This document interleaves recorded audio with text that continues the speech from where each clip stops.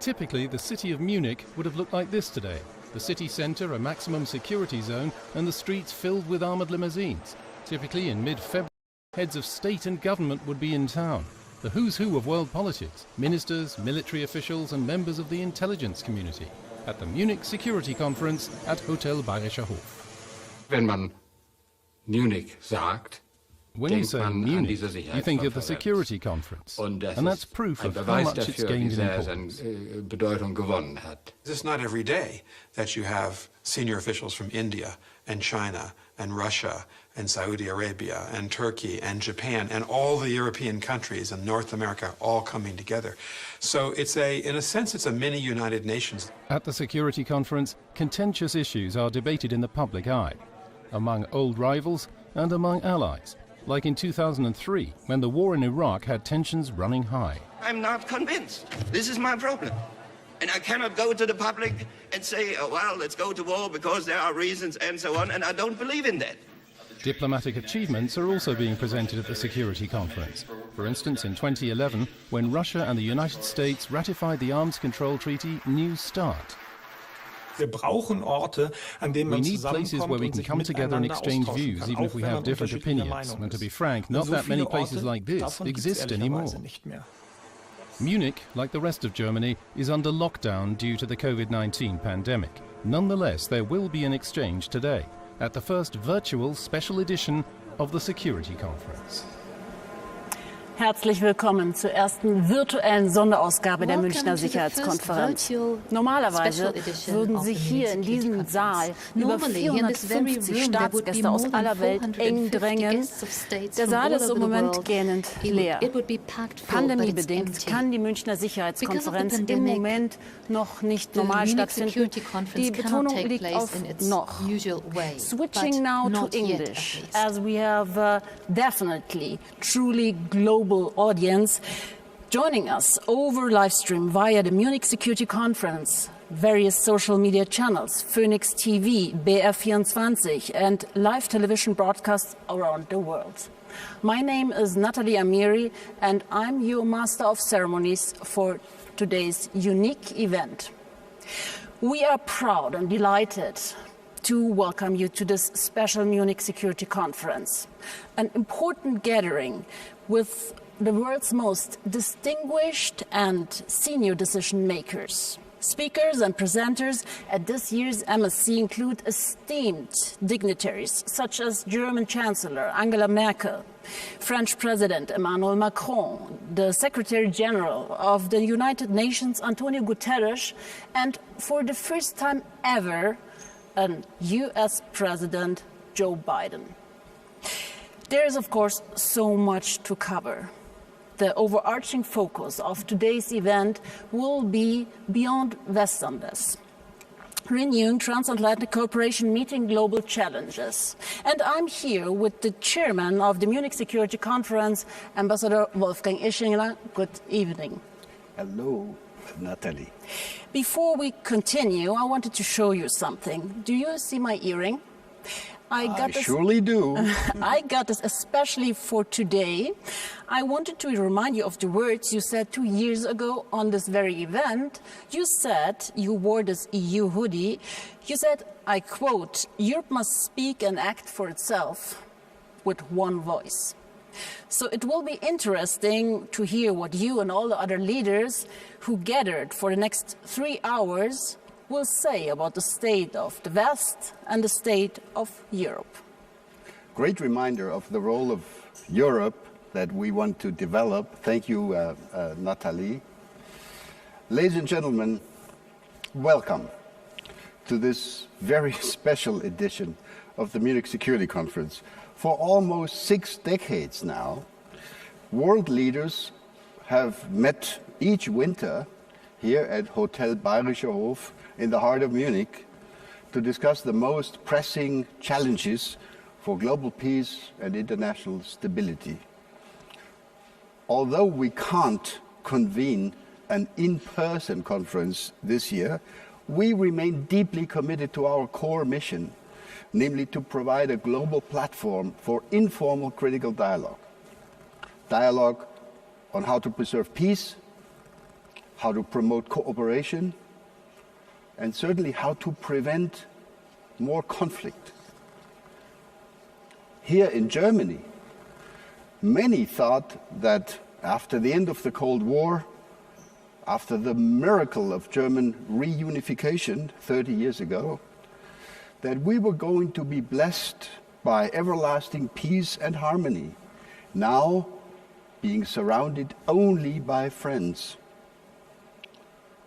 When we look at Europe today, however, we find that Europe is surrounded by a ring of fire, by bloody conflicts in the east. Think of Ukraine, think of the Caucasian region, but also in the south, around the eastern Mediterranean, and in our African neighborhood. Great power competition has made a serious comeback. The rules-based international order and its institutional framework have been under attack.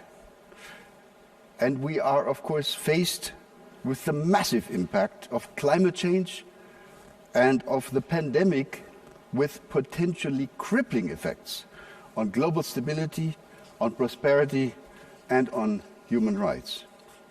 A year ago, here in this hall, we discussed the notion of Westlessness, the sense that the world, but in particular the West itself, was getting less rules-based, less value-driven.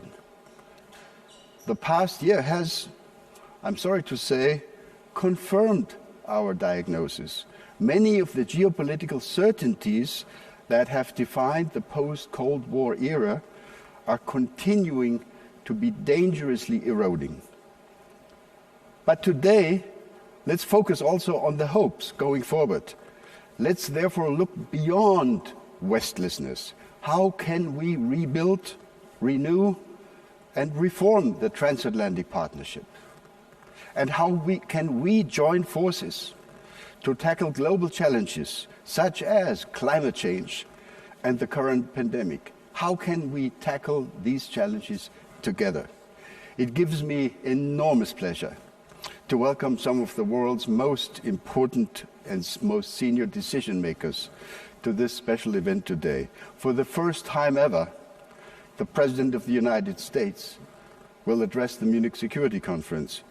2 years ago, standing in this very room, Joe Biden said, "We will be back." Thank you, Mr. President, for keeping your promise. And thank you for choosing Munich for your very first message addressed to your allies and partners in Europe. Let me also offer a very warm welcome to the other world leaders who will speak to us in the course of the next 2 or 2.5 hours, including President Macron, including Chancellor Merkel, including Prime Minister Boris Johnson, and the leaders of key global and European institutions. Finally, I would also like to offer a warm welcome to our Munich young leaders. We have invited this impressive cohort of young professionals to ask our guests some tough questions. Ladies and gentlemen, without Munich and without Bavaria, there is no Munich Security Conference.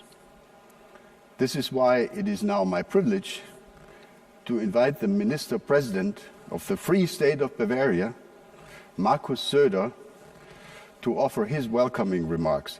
Herr Ministerpräsident, ich freue mich, dass Sie hier heute dabei sind. Sie haben das Wort. Mr. President, I'm delighted to have you here today. You have the floor. Lieber Ischinger, alle Gäste, auch Ihr Team, ein herzliches Dankeschön erstens für die Einladung, aber auch für die Möglichkeit dabei zu sein. Die Münchner Sicherheitskonferenz ist die Plattform, die internationale Plattform schlechthin, in der nicht nur Politik ausgetauscht wird, sondern in der neben diplomatischen Höflichkeiten auch immer wieder Klartext diplomatic niceties, but very direct and open words, frank discussion, and that makes it a sort of oasis of honesty, of coming together. Normally, we are in a room full of people next to the podium, and there are lots of side discussions, and that is part of the attraction of that event. Today, it's a bit more difficult. So it's a good thing we can come together in this virtual way at least, and since we all have a chat function, we can have bilateral side chats between different peoples, leaders and other participants. I'm delighted to say we are still here in Munich, and the transatlantic community is our point of focus today, and Bavaria is the perfect place for that. Not just because it's the place of the Munich Security Conference, but for decades we've had very close links to the United States of America. I grew up next to a US hospital, troop hospital, and even as a child I had very close links. We practiced sports together, and I knew these people, so I have been used to transatlantic Aber was immer verbunden hat in all den Jahrzehnten, war nicht nur einfach der Begriff Verbündete, sondern Partner. Und zwar Partner nicht nur mit gemeinsamen Interessen, sondern mit gemeinsamen Werten. Das war und ist das Fundament dieser Freundschaft. Das war und ist das Fundament der NATO. Die letzten Jahre, gebe ich zu, war das gar nicht so einfach. Denn man hat so den Eindruck gehabt, dass aus echten Freunden zumindest distanzierte Nachbarn geworden sind. Und manche stabile, feste Brücke hat schon einen kleinen Knacks bekommen, durch das Verhalten, durch manche Aussagen. Insofern ist uns allen daran gelegen, diese Freundschaft, diese Partnerschaft, diese Gemeinsamkeit zu erneuern. Deswegen ist es so ein ermutigendes und positives Signal, dass der neue Präsident die erste Gelegenheit nutzt, mit und in Europa zu sprechen, und das auch noch in München bei dieser Sicherheitskonferenz. Ein tolles Signal. Und warum ist diese Partnerschaft so wichtig? Nun, die Welt verändert sich. Wir haben internationale Herausforderungen, wie Corona, Klimawandel, Sicherheit, die gehen uns alle an. Herausforderungen, die an keinen Grenzen Halt machen, sondern die jeden Einzelnen von uns treffen. Klar ist aber auch, es gibt unterschiedliche gesellschaftliche Modelle. Das, was uns verbindet in der transatlantischen Idee, ist doch die gemeinsame Idee von Menschenrechten, von Freiheit, von Demokratie, von Rechtsstaatlichkeit. Und deswegen denke ich, ist auch so wichtig, dass wir diese Ideen gemeinsam vertreten. Jeder mit seinen speziellen Interessen, aber doch gemeinschaftlich. Und vielleicht können wir mit dem heutigen Tag auch wieder Brücken erneuern oder sogar neue zusätzliche bauen in dieser schwierigen Zeit. Denn eines ist für mich jedenfalls klar: Weltoffenheit, Multilateralismus sind, glaube ich, die einzigen echten Chancen, all diese Herausforderungen zu meistern. Alles auf der Basis von Vernunft und auch von wissenschaftlichen Fakten. Denn wenn es eine Sprache der Internationalität gibt, dann doch die der Wissenschaft. Denn die Wissenschaft hält sich selten an Grenzen. Sie kooperieren überall in der Welt zusammen. Kooperation und Verständnis, Gemeinsamkeit und Freundschaft. Das könnte der Motto und das Thema auch für diese nächsten Stunden sein. Ich wünsche uns allen gute Gespräche und lade alle ein, dann, wenn es wieder geht, nach Bayern zu kommen. Sie wissen selbst, Deutschland ist wunderschön, aber Bayern ist ganz besonders schön.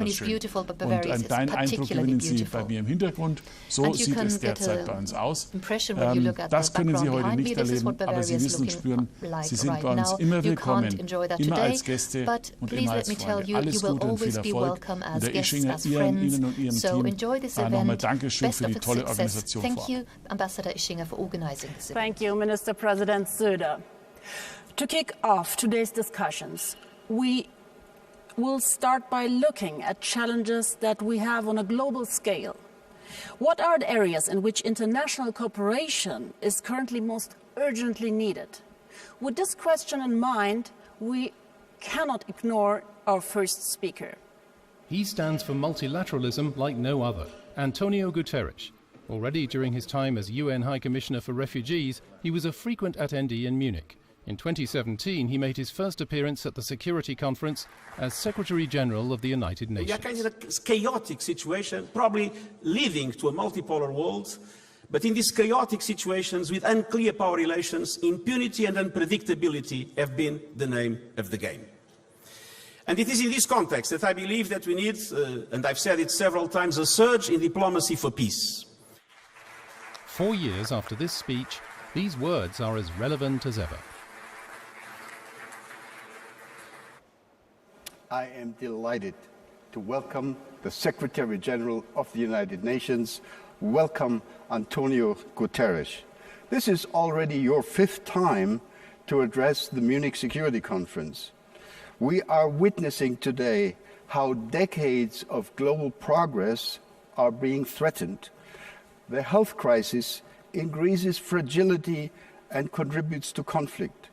This is why we, at the Munich Security Conference, have called the COVID-19 crisis a polypandemic. We look forward to hearing from you, Mr. Secretary General, how we can tackle these challenges multilaterally. You have the floor. Please, António.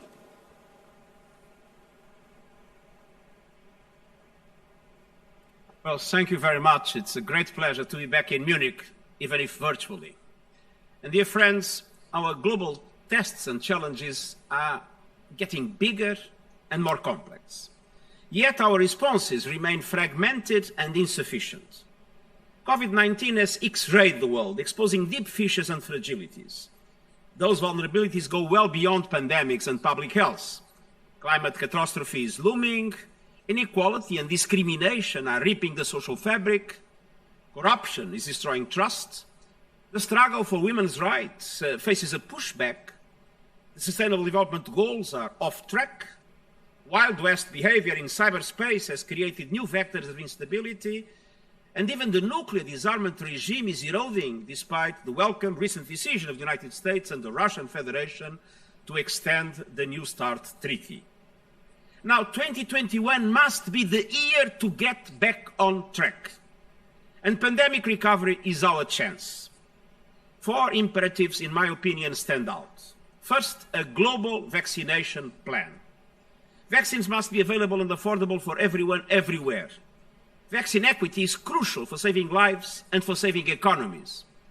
Countries need to share excess doses and provide the billions needed for the COVAX initiative to be in full swing. And we also need at least a doubling of global manufacturing capacity through sharing of licenses and technology transfer. I believe the G20 is well placed to establish an emergency task force to prepare such a global vaccination plan, bringing together the countries, the companies, the international organizations, and the financial institutions that have the required power, scientific expertise, and production and financial capacities. And I'm ready to galvanize the full United Nations system in support of this effort, starting by the World Health Organization. Our second priority must be to reach net zero greenhouse gas emissions by mid-century. And there is a reason for hope. Now countries representing more than 65% of emissions and more than 70% of the world economy have committed to net zero greenhouse emissions by 2050. Let's expand this coalition to 90% by the November climate conference in Glasgow. All countries, cities, corporations, and financial institutions should set benchmarks to implement the net zero transition in the next 30 years.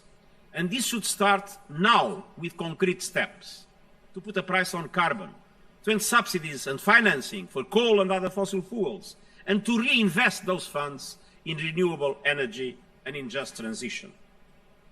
Third, we need to ease geopolitical tensions and enhance the diplomacy for peace. We cannot solve the biggest problems when the biggest powers are at odds.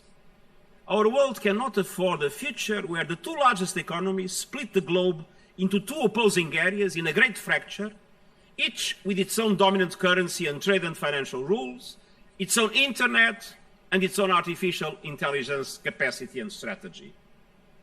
A technological and economic divide risks turning into a geostrategic and military divide, and we must avoid this at all costs. I also want to repeat my call for a global ceasefire. We have seen some encouraging signs in a few stubborn peace processes, but elsewhere, fighting continues, and everyone is losing. And we also need a ceasefire beyond traditional battlefields, in homes, workplaces, schools, and public transportation, where women and girls face an epidemic of violence, and in cyberspace, where attacks of all kinds are happening every day. Digital technologies must be a force for good, and that requires also a total ban on lethal autonomous weapons, the most dangerous dimension that artificial intelligence can bring to the future of war. Fourth, it's time to redefine global governance for the 21st century. The collective security arrangements agreed on more than 75 years ago have prevented the Third World War. Our common principles must endure for the 21st century. And that means ensuring new ways to deliver global public goods, to build a fair globalization and solve common challenges. We do not need new bureaucracies, but we need to strengthen multilateralism so the world has a networked multilateralism that links global and regional organizations, economic and political entities, and an inclusive multilateralism that engages businesses, cities, universities, and movements for gender equality, climate action, and racial justice. And a multilateralism that respects the rights of future generations. Many believe that growing multipolarity in the world will guarantee by itself peace. But let us read history. More than a century ago, Europe was multipolar, but there was no multilateral governance mechanisms, and the result was the First World War. Now is the time for solidarity and international cooperation to tackle our even bigger and more complex challenges. And I'm convinced that if we are determined, we can achieve our shared goals, and I thank you. Thank you very much, Secretary General. The first question that we have for you comes from our Munich young leaders, Lua Miao from China. Over to Beijing. Miao, you have the floor. Your Excellency Secretary General Guterres, greetings from Beijing, China. My question is that currently, pandemic is the most urgent global challenge. Can the United Nations, including WHO, lead the global efforts of the EU, United States, China to convene the Trilateral Global Vaccine Summit to coordinate the vaccine production, distribution, and R&D standardization for the world, especially for the developing countries? Thank you. Thank you, Miao. Mr. Secretary General, your answer, please.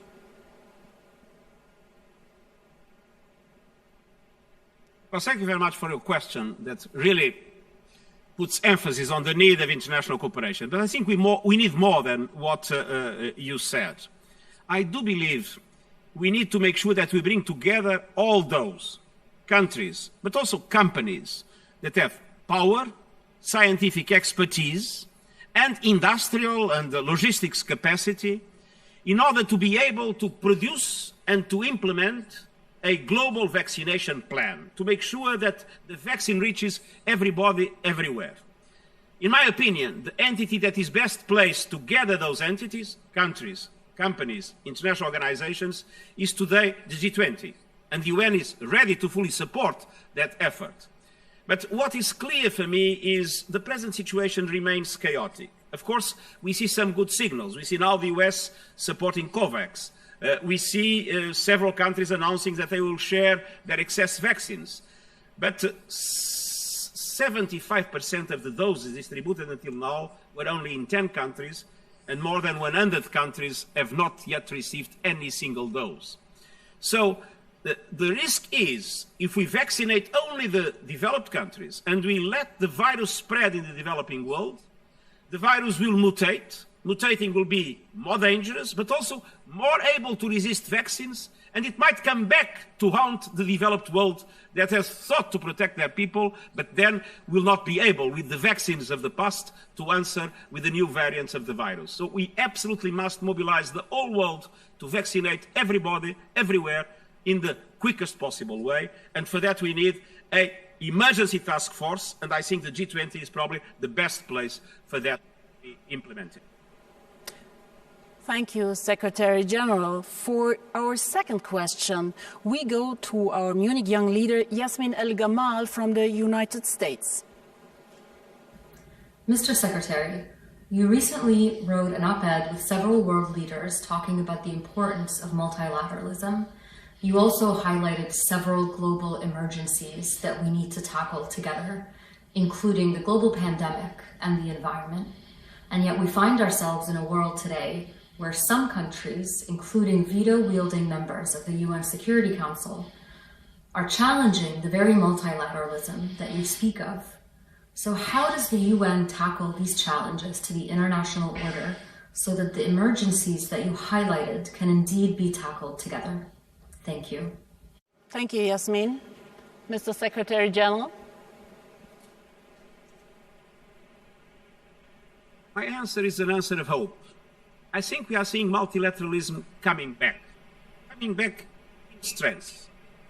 It's not only the fact that the new administration has clearly re-established the engagement of the United States with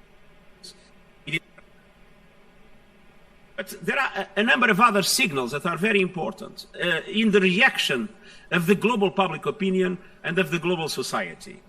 Look at, for instance, the COVID. The biggest enemy of multilateralism is, of course, nationalism and populism. But nationalist and populist leaders have basically failed in the way they led their countries against COVID. And this is being felt more and more by public opinions that understand that they need rational approaches to fight the vaccine and that they need international cooperation. And they are putting more and more pressure for that to happen. And we see that in the recent announcements that were made by several countries in order to join a collective effort. On the other hand, climate change. It's amazing. In the last few months, we have seen coming back to the multilateral approach that has recommended and has put as a target the net zero emissions for 2050. We have seen the European Union, the UK, but we have seen afterwards China, we have seen Japan, we have seen Korea, now we see the United States. And we see a huge dynamic in the preparation of the COP26 for Glasgow. Again, multilateralism, I feel it's coming back. Of course, we need to strengthen multilateral institutions. I sometimes say multilateral institutions have no teeth, and then when they have teeth, they show little appetite to bite, as you mentioned in relation to a divided Security Council. We need to have multilateral institutions with more strength, but also more inclusive. In the past, governments would be the only meaningful political entity. No longer the case. Power is much more distributed. If you want multilateral institutions to work, and it's true for the UN, we need to bring into them cities. We need to bring into them the private sector, the civil society, the business community in general. And we need to make sure that things that were in the past only regulated by governments now are subject to a multi-stakeholder approach that can, for instance, in the case of cyberspace, in the case of the internet, create conditions that allow those new technologies and those new trends to be a force for good. I truly believe we are seeing multilateralism coming back, and I truly believe it can be a strengthened and more inclusive multilateralism. Mr. Secretary General, today's event has a specific transatlantic focus. The governments represented here today belong to the wealthiest, the most powerful. So if I may ask you this question, what is your specific expectation when you look at Washington, D.C., when you look at Brussels, when you look at London, Paris, or Berlin? What do we, the West, collectively and individually, need to contribute in order to make your program a success?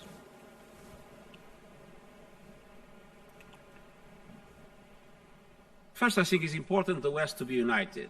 The West was at odds with itself in the recent past. And I think, again, what is new in the Biden administration is a clear will to reestablish the transatlantic links. And second, I think the West needs to understand that the world is now much more multipolar. And the West needs to find a way to assert its values, namely the values of the Enlightenment, that have, of course, rationality, tolerance, but also human rights at its center. But asserting its values, the West needs to engage in a meaningful dialogue and cooperation with the other key actors in the global stage. And for instance, if one takes one crucial relationship, China and the West. Of course, in human rights, there will be inevitably a confrontation. But there is a convergence of interest in climate, and there is a need for a serious negotiation in relation to the aspects of trade and technology that either can be an area of cooperation or an area of very serious confrontation. So I think we need principle-minded but pragmatic approaches, and I think the West must be first united, but also, as I mentioned, able to assert its principles, but also able to engage in a multipolar world, strengthening multilateral institutions and finding the forms of possible cooperation to address the dramatic challenges that we face: COVID, climate, inequality, and others. Thank you very much, Mr. Secretary General. Thank you very much, Antonio. I do hope that when we next meet again here in Munich physically, you will again speak from this podium and not only via satellite. Thanks again very much. And now back to Natalie. Thank you, Wolfgang. What an insightful start into this afternoon's series. A subject which remains a top story all over the world and clearly shows the need for a joint international approach is the ongoing COVID-19 pandemic. The topic of a global pandemic has been discussed on the Munich stage multiple times in recent years, including insights from two returning speakers who for a couple of years already have been warning us for the potential for and dangers of a deadly pandemic. In hindsight, the warning that Bill Gates addressed to his audience at the Security Conference in 2017 appears almost prophetic. One thing was almost certain: a highly deadly global pandemic would occur during our lifetime. The founder of Microsoft, who has been actively engaged in the development of vaccines with his foundation for a long time, would soon be proven right. 1 year ago, it was already looming on the horizon. At the 2020 Security Conference, COVID-19 already played a role. The Chinese delegation reported an outbreak with more than 60,000 infected at the time. And WHO Director General Tedros Adhanom Ghebreyesus issued a warning. Even though there were only a few hundred known cases outside China, it would be impossible to predict how the pandemic would develop. Here we are, 1 year later, and the world does look vastly different from what it looked in February 2010. And while vaccines now offer more than just a ray of hope, the pandemic is, of course, far from over. Clearly, the world should have listened more carefully in 2017. It is my enormous pleasure to welcome once again to the Munich Security Conference the co-chair of the Bill and Melinda Gates Foundation, Bill Gates himself. Bill, thank you for joining us again, for joining us today. And let me start with a straightforward question.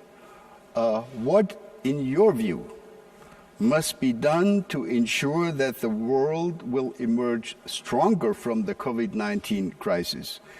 And how can the equitable distribution of COVID-19 vaccines be ensured globally? The Secretary General of the UN just referred to that issue, and we'd be extremely interested in have your views. Welcome again, Bill Gates.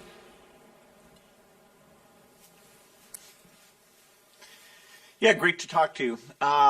It is a tragedy that the modest steps that would have been required to contain this epidemic weren't taken in advance. And so, given the trillions of dollars of damage and the other deficits that are tough to measure, we should make the investment, the small number of billions that we need to ensure ourselves that this never happens again. The good news is that in making those investments, we can create platforms and capacities that will help us immensely against current infectious disease. So if we have a team of 3,000 global experts, they can be working on things like measles and malaria, and then move over to work on a pandemic. Likewise, in the tools area, we can create mRNA vaccine factories that have a lot of capacity globally, and those factories can be used for standard vaccines when there's not a pandemic. I want to say we can have very ambitious goals. A coronavirus universal vaccine, likewise a universal flu vaccine, the ability to make drugs that block transmission, and a diagnostic approach that can get 20% of the population per week actually at very low cost. So the tools, the R&D side needs to be funded, and the field capacity, the factories, the surveillance, that team of 3,000. But these investments will have fantastic returns even when there's not a pandemic. And, I have very little doubt that, given what a tragedy this has been this time around, over the next 5 years, we'll get those things in place. You also asked about the vaccine equity. The creation of these vaccines is really a triumph. Both vaccine technologies that were initially pioneered for HIV, the mRNA that our foundation and others have been investing in for over a decade, they've come through, and a high percentage of them have been successful, but the inequity is still quite dramatic. Part of the way to solve that inequity is to get factories in India up and at full speed. That's already happening with AstraZeneca. It'll happen with 2 of the others. And to get the financing. And there, we have to be thankful to Germany, who's, led the calls for this COVAX. The U.S. came in just a couple months ago in a significant way. Japan, Canada, in fact, the entire G7 in the days ahead will have made generous pledges. So the finance piece will be there. As the rich countries get high levels of vaccination, their factories can contribute. And so if we do this well, we'll have about a 6 to 8 month delta of the vaccination levels of the rich to the developing countries. Still longer than we'd like, but I have to say the cooperation of the pharmaceutical companies, the speed with which they innovated, the way that governments are now donating, and how we're using Gavi, which is so successful, to pull us all together, means that we have a chance to get that gap to be only 6 months. Thank you very much, Bill. Here comes the first question. It comes from one of our Munich young leaders, from Alexander Gabuev from Russia. Alexander. Mr. Gates, given lack of cooperation between governments of great powers in fighting the pandemic, is there a way for corporate players and large charity organizations to step in and contribute in coordinated fashion regardless of country of origin or main jurisdictions? What would be the practical ways to enable such cooperation? Thank you. Over to you, Bill. Well, we certainly need governments. When you have an emergency like this, you don't want to use just market signals, so that the richest citizens or countries get all the capacity. I have to say the companies, are mostly doing this on a non-profit basis, but the governments helped make, other than the case of Pfizer, who funded its own effort, the governments help provide the resources. The U.S. government, that's the one part of the epidemic the U.S. gets a high grade, is that the large BARDA grants got this work going full speed. The only other big funder was CEPI, which had been put in place post-Ebola, supported by UK, Norway, Japan, the Wellcome Trust Foundation, and our foundation. So the private sector's got the capacity, and that tie-up between Pfizer and BioNTech is a great example of transatlantic cooperation.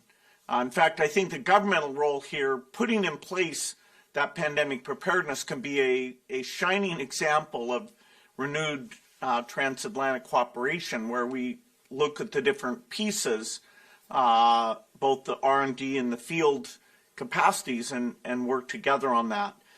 The fact that philanthropies, have come in and written checks very quickly, that our foundation knows the Indian manufacturers who we've helped get up to large capabilities, that was very helpful here. It saved at least 6 months to fund those factories early. But in general, you shouldn't rely on that. When it comes to the delivery piece, the nonprofit organizations are stepping up, particularly in communities where the trust of the vaccine is a challenge, getting them to go in and encourage people and provide easy access. I think that's going to be, even for the next year, very, very important. And here comes the next question from another Munich young leader. This one comes from India, Ambika Vishwanath. Ambika, where's your question? Mr. Gates, given the importance of water in dealing with health security, how do you propose that non-profits and civil society organizations work with governments and multilateral agencies to ensure the somewhat parallel conversations of growing global water insecurity on the one hand and human health on the other come together to ensure that plans and processes going forward are more nuanced, interconnected, and collaborative in nature? Thank you. Bill, please. Well, we certainly have areas of incredible water shortage today, particularly for agriculture. And sadly, because of climate change, that stress is going to get even worse. That is, you'll have droughts more often and also floods more often. And so we have adaptation where we need to create a new generations of seeds that are more drought tolerant, more flood tolerant, more temperature tolerant. That's a grossly underinvested area that has the highest payback in terms of helping with climate adaptation. Also with water, we have the rapid urbanization, but it's often done without the right sanitation or water supply into the fast-growing parts of those cities. And so we need to rethink sanitation. Often there's no plan at all. That's disastrous in terms of quality of living and disease. And so new tools so that the cost of doing high-quality sanitation gets to be a bit lower, and we do it so it doesn't itself become a great user of water. That's really required because we're going to be so urbanized. So both cities and farms, a lot to be done in the face of climate change for water. Thank you, Bill. Let's try to connect the dots between the lessons from the pandemic and the issue of climate change. So now that we've been through 1 year of COVID-19, what can we learn, in your view, Bill, from the global response to the pandemic as we tackle the global issue of climate change? Please. Yeah, I think, when we think of security, which this great conference is focused on, we need to think of security broadly.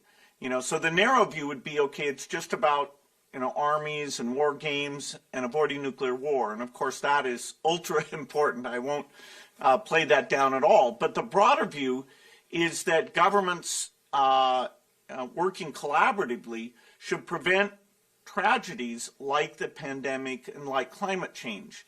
For the pandemic, the right experts weren't pulled in, the right resources weren't put together, and so we basically failed our citizens by making those wise investments. In the case of the pandemic, the good news is that a single miraculous tool, the vaccine, once we make billions of them for the entire world, will largely end this crisis. And so that, it's fantastic, and we can start to rebuild.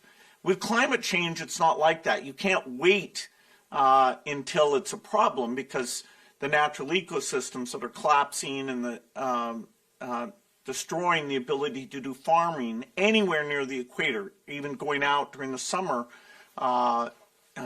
humans can't withstand that type of high temperature, high humidity environment. And so the amount of migration will make what happened after the Syrian civil war look very, very small.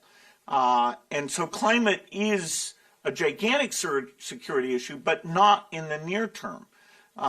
Yes, we have heat waves, forest fires, coral die-off. We have farmers near the equator already experiencing malnutrition, and it's driving some migration. But it gets worse every year. So in 20 years it's bad. By the end of the century, it's very dramatic. But to avoid that, we have to do things that have a long lead time, like take our manufacturing base and change the way we make steel and cement. The awareness of all the sources is pretty narrow right now. It's very focused on the easy parts, the passenger cars and the electricity generation, which represent less than a third of the problem. And so the two issues are very similar in that governments, in a collaborative way, need to come up with a solution. But climate change will kill 5 times as many people per year as the peak of the pandemic by the end of the century, and it will be accelerating, and without a simple tool to stop that right away. I think we have time for one last question. Boris Johnson hosted a meeting of the G7 leaders, which has just ended, as I understand, and he will join us later in this program.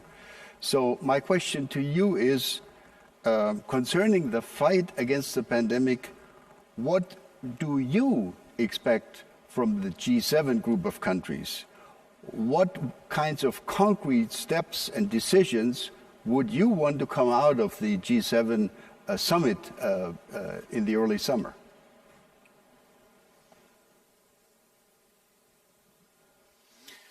Well, I think by then, with the great contributions we've seen, we should have this facility to buy the vaccines for the developing countries through Gavi.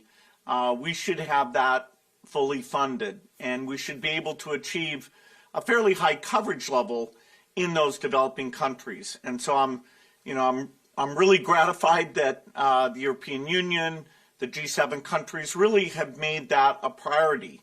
The U.S. was late to come in. Only last December did they show up and make their commitment. But now that that's in place, other countries are even increasing what they're doing, including Germany. So that, I think, is in good shape. The second thing is that despite all the push and shove about vaccine allocation, we need to keep the trade going because all the components of these vaccines are very international, and we need to make sure that these second source factories, that the right regulatory speed, but also quality is applied there. Right now we're coming up with a strategy to deal with the variants. We're very lucky that studies that our foundation had funded in South Africa were looking at 3 of the vaccines during the period that a variant came in. And so that gave us the data about which vaccines work well against the variant. Fortunately, 2 of them work very well against even what so far has been the worst variant, but we are going to tune the vaccine so that efficacy goes up even more. Making sure that the supply is there, the financing is there, and participating with Gavi and driving that demand. We will have a question of, do we let this disease remain endemic or do we go for an eradication? And over the course of this year, we'll gather the data to see what's possible there. I do think eventually a universal coronavirus vaccine can be done, and I'd love to see that summit state some very high ambition goals about dealing with this respiratory virus threat in a dramatic way, which would have huge benefits in normal years. If you can get rid of flu, if you can have a team that helps accelerate getting rid of measles and malaria, global health now really is global. It's not just the developing countries. We've been reminded that we're all at risk, and what are actually fairly modest, billions of dollars investments are what can prevent a tens of trillions of dollars event from taking place. And so, sadly, there's no value to saying, I told you so. The value is in having a very ambitious R&D and field capacity agenda that can help with other health issues and make sure this never happens again. Thank you very much, Bill. My team and I, we do look forward to continuing our great cooperation with you personally and with the wonderful people at the Bill and Melinda Gates Foundation who've been so helpful to us over the years. So thank you very much. 1 year ago, ladies and gentlemen, our next guest stood on this very stage and shared his concern about COVID-19 and urged the world to act. WHO has played, of course, a central role in the fight against the pandemic. On the other hand, the organization has been in the midst of serious political disputes and challenges. I now have the pleasure to welcome the Director General of WHO, Dr. Tedros Ghebreyesus. Welcome, Tedros.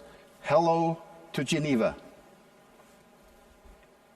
A year ago, as you... Hello to you too. Vielen Dank for having me here. Thank you. A year ago, as you arrived at the Munich Security Conference after flying overnight from Congo, where WHO was leading a response to the Ebola outbreak, in your speech then, you asked us to come together to fight a common, dangerous enemy. Looking back today, a year later, are we succeeding or are we failing? Please.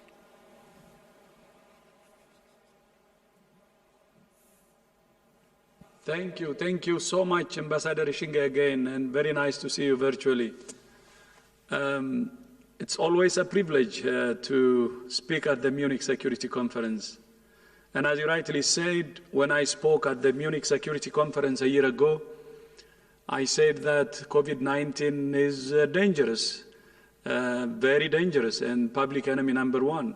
And I remember at the time, people were a bit actually concerned, and some followed me and said, Tedros, when you say it's very dangerous and public enemy number one, they said, are you not exaggerating?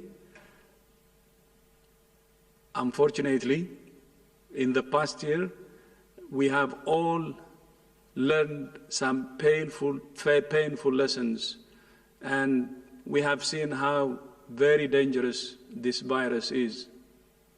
Although the COVID-19 pandemic is a global health crisis, as you know, it's an uneven pandemic. Not all countries have responded in the same way, and not all countries have been affected in the same way. Many countries have succeeded in preventing or controlling widespread transmission with proven public health measures, testing, contact tracing, quarantine, physical distancing, hand hygiene, masks, and so on, as you know. In combination with those proven public health measures, vaccines are now giving us real hope of controlling the pandemic. But to realize the full power of vaccines, we need three things. First, we need governments to fully fund COVAX and to donate doses now. We're grateful for the announcements made today by several G7 countries. Second, because COVAX buys vaccines that have WHO emergency use listing, we need manufacturers to share their full dossiers with WHO at the same time as they submit to the other regulators. And third, we need individuals to use their voices to advocate for vaccine equity. When people speak with one voice, governments listen. Vaccine equity is not just the right thing to do, it's also the smart thing to do. The longer it takes to suppress the virus everywhere, the more opportunity it has to change in ways that could make vaccines less effective and opportunity to mutate. We could end up back at square one. more vaccines are being developed, approved, and produced. There will be enough for everyone. But for now, vaccines are a limited resource. We must use them as effectively as we can. So, to come back to your question, are we succeeding? Yes. Cases and deaths are declining. We have a toolbox of proven public health measures. We now have powerful new tools that we could only dream about a year ago. But we must make sure we use those tools effectively, which means using them in all countries to protect the most at-risk groups. That's the best way to save lives and end the pandemic, restore confidence, and reboot the global economy. But we're making progress. Dr. Tedros, we have a question from our Munich young leader, Joshua Walker, from the United States for you. Mr. Director General, it's no secret that the WHO has become a domestic political topic here in the United States. My question to you is, looking towards the future, how can we make sure that the world, and specifically the Transatlantic Alliance in particular, is better aligned to face this type of challenge again? Thank you, Joshua. What do you think, Dr. Tedros?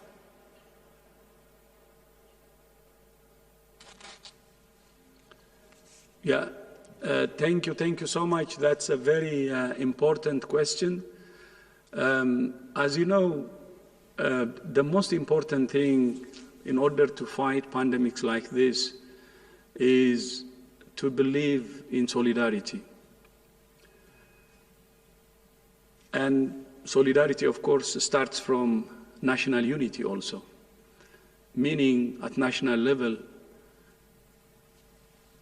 anyone with different beliefs, maybe people across ideologies, across religious beliefs, and other differences should work together to fight an enemy like this, or a pandemic like this. So if you remember, the first thing we were calling for at the start of the pandemic was national unity. And by the way, I had the opportunity to speak to both aisles, not only in the US, but other countries. And one thing we told them was, please, you can have political differences, and you can use other things to advance those political, to continue competing based on your political ideology. But please don't politicize this virus. This virus should actually unite you. And I know some countries have listened, and they had even a committee, a joint committee of political parties to plan together and to execute their plan together. So national unity is central, as you said. And that becomes the basis also for global solidarity. Without global solidarity, this virus cannot be defeated. It's a common enemy, and it spreads when we don't cooperate and when we look inwards instead of looking outwards and trying to help each other. The world we're living in is a global community now, a small village, and the only option we have is solidarity and cooperation. So be it across the Atlantic or globally, in a world which is intertwined, interconnected, so close to each other, which is acting as a small village, the only option is cooperation and solidarity. That's where we should start. Then, of course, in that relationship, be it across Atlantic or other parts of the world should understand that health now is central. When health fails, when pandemic like this rages, when we become the hostage of a virus, you can see its impact. Economic impact and political impact, and you name it. It affects everything. And the whole world is now taken hostage by a small virus. So that shows health is central. And what we have been advocating for, universal health coverage and health for all, I think has to be taken seriously. Whether it's G7, G20, G30, G77, the whole world has to take it seriously. And of course, when we say health should be taken central, one very important issue is investment in public health is key. When the pandemic started, many countries, including high-income countries, were surprised because they haven't invested in public health. They haven't invested in primary health care. And the virus took advantage because there was no public health to counter. Of course, many countries have invested in medicine, specialty, subspecialty. But does that help to fight a virus like this? No. The most important part of the health system that fights pandemics is public health and primary health care. And that was a failure even in the most advanced economies in our world. So investment in public health, a consensus on that is very important. And then third, I will have a fourth one, but third, I think it's very important to see health in relation to the others also as one health. Humans, animals, and the planet. You have the interaction every single day. And strengthening the One Health approach globally will be very important. That can help us to have a robust early warning system also. And among others, I would like also to consider the manufacturing industry. We should really strengthen the capacity of that, not only in the advanced economies, but globally, both in the north and south. You have seen the trade barriers at the start of the pandemic when countries couldn't get even PPEs. And some countries were even banning exports. It's because there was not enough production. So how can the world prepare in terms of production capacity too? Like what you said about Bill Gates, who predicted the pandemic, we know pandemics can happen. It's a matter of when, not if. So how can we increase our production capacity? Will be very important. Then the last one, I think across Atlantic or in the rest of the world, especially G7 are meeting. I think they have to sponsor the pandemic treaty. We can have many of these things I have said in that. We need a new treaty if we're serious enough about pandemics. And that will really help and prepare the world for the future. But the key is working together, considering the world as a small village, very much interconnected, and looking inwards wouldn't help, and we should cooperate. And we have learned this lesson the hardest way, by the way, and it's a must to cooperate, and it's a must to take attention, to give attention to solidarity.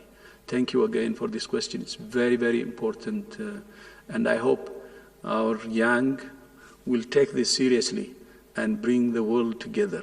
Thank you. Thank you, Dr. Tedros. But wait, we have a second question for you from a Munich young leader. Her name is Shafak Pavay from Turkey.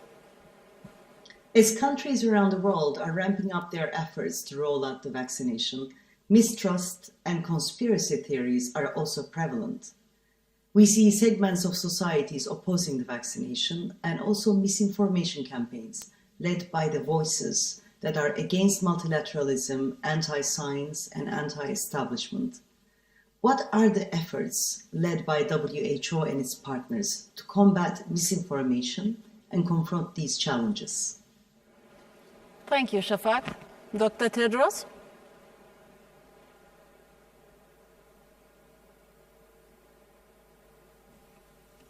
Tashakur, that's also a very important question. And my friend, Ambassador Ischinger, if you remember, one of the issues I raised then was about how infodemic is as dangerous as the pandemic itself. And we have been trying our best since then.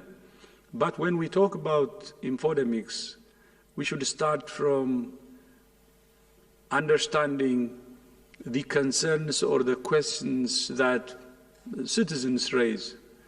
I think there are genuine concerns and questions that really start from anyone, anywhere, and we have to listen to those and try to have a mechanism that addresses these questions or concerns. Because the misinformation in infodemic actually comes in response to some of the societal concerns and questions. So that's very, very important. And to address that, from the beginning, we advise countries the central role they have, especially authorities, to be open with their society and tell exactly what's happening and have a regular press conferences, sharing information and helping their citizens with any information they need and guiding them on what to do. So that's the basis, what countries do at national level. But in addition to that, as you know, globally, we have been holding pressers twice and 3 times a week from WHO, and we were communicating through other means too.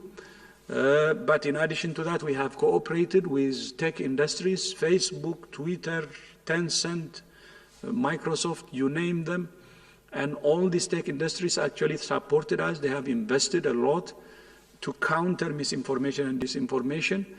But I think doing more research will be important, and that's why we have now an advisory group on behavioral science to see from the citizen side, but at the same time to see from the media, like the social media side, on how to tackle infodemics in the future. You know, for many, it's very clear that, for instance, take vaccines. Vaccines actually help the world to reduce child mortality significantly, and vaccines work. And there are anti-vaxxers who can counter this, although the evidence we see is contrary to their claim.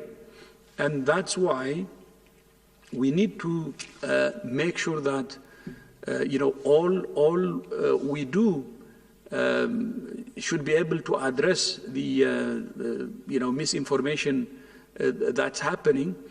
And we believe vaccines work, and we know that, but we cannot take it for granted, because those who can control the media, especially the social media, can build their own narrative and, of course, influence the perception of the community. So that's why, in addition to what we do from the local level and national and sub-regional level, we're cooperating with the tech industry to use the social media to reach every corner. Thank you. Thank you, Dr. Tedros. I think we have time for one brief last question. And as you probably know, the next speaker in this program will be the President of the United States.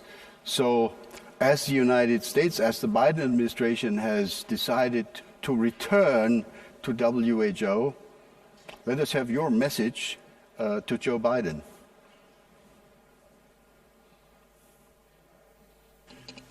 Yeah, thank you so much, Ambassador Ischinger. My message is to thank him. Even during the campaign, he said, I will reverse the decision the first day, and he honored his pledge. And I received his letter signed on January 20, actually, or the early morning of January 21st. Not only that, his Vice President Kamala Harris, called me and we spoke about how to strengthen WHO and US cooperation. And third, we were in the middle of a board meeting and Dr. Tony Fauci joined and also officially introduced the reversal of the previous decision, the withdrawal, and also the areas of cooperation. He outlined the areas of cooperation between WHO and the United States. So the message to President Biden is to express my sincere thanks. In addition to that, I think the US is very, very important, and it's not for the money. It's not the funding. US is the major funder of WHO, and I said it during the unnecessary misunderstanding then. It's not the money. It's the global leadership of the US. Its global role is key, which is actually very significant.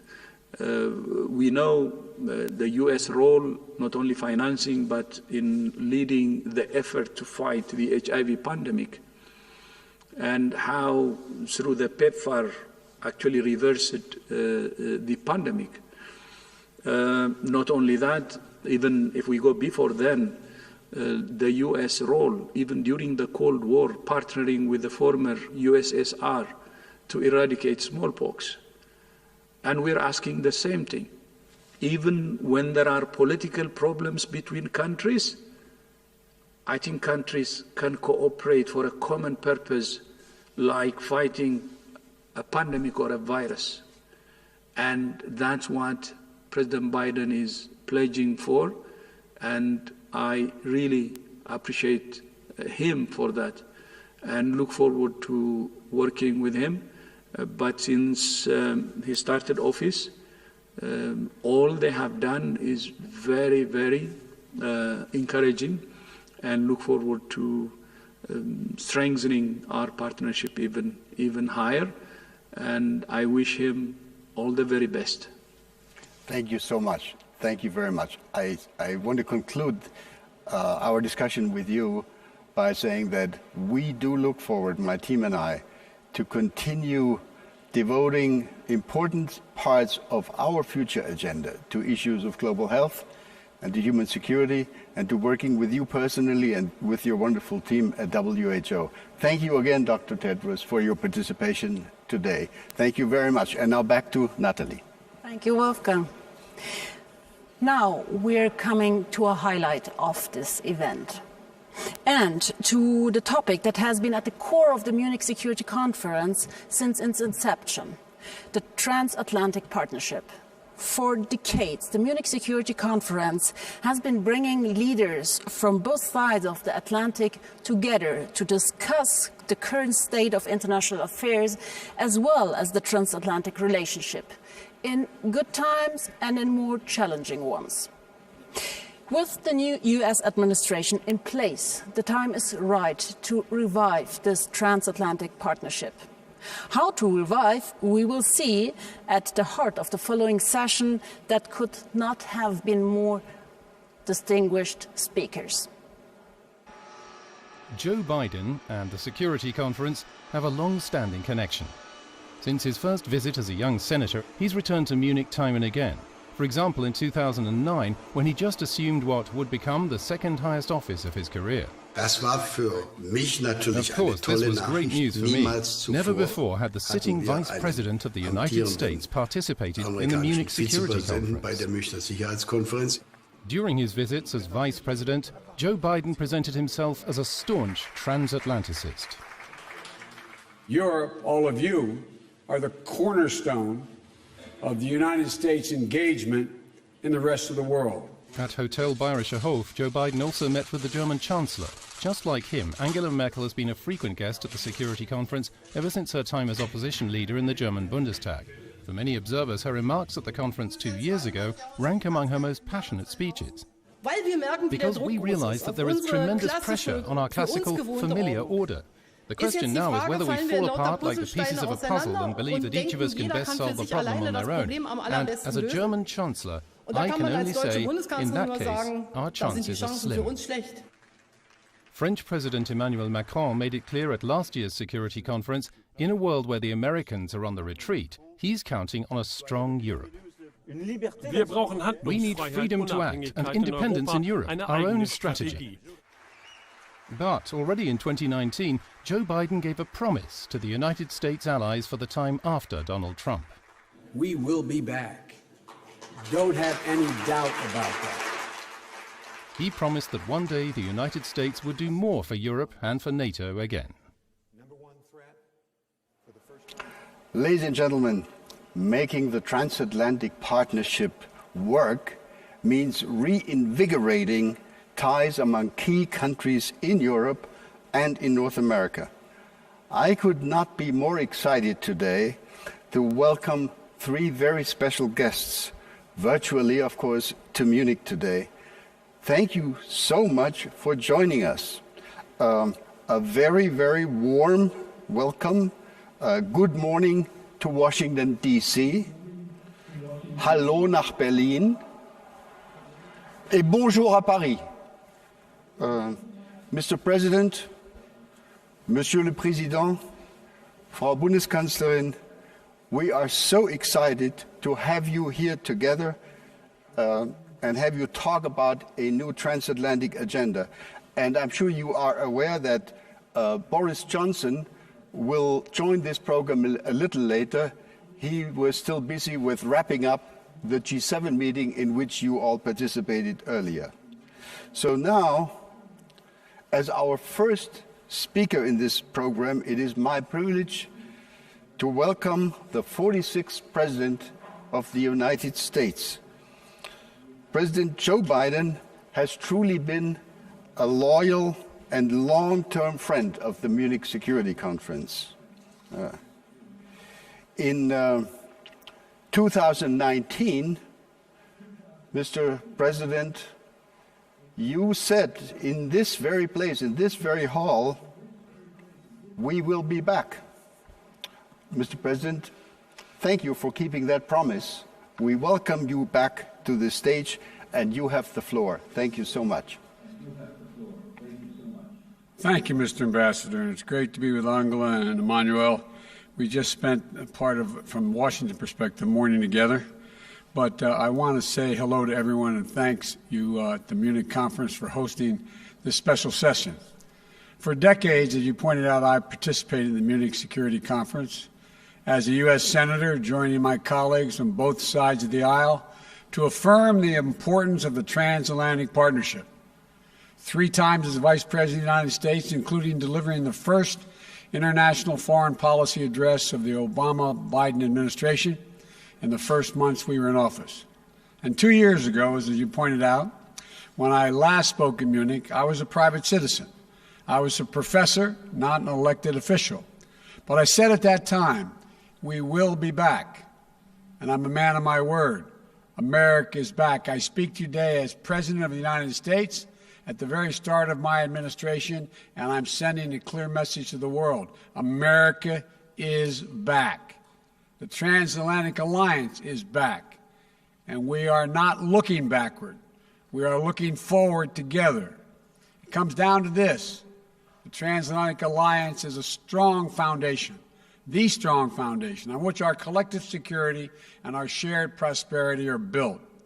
The partnership between Europe and the United States, in my view, is and must remain the cornerstone of all that we hope to accomplish in the 21st century, just as we did in the 20th century. The challenges we face today are different. We're at an inflection point. When I spoke to you as a senator and even as vice president, the global dynamics have shifted.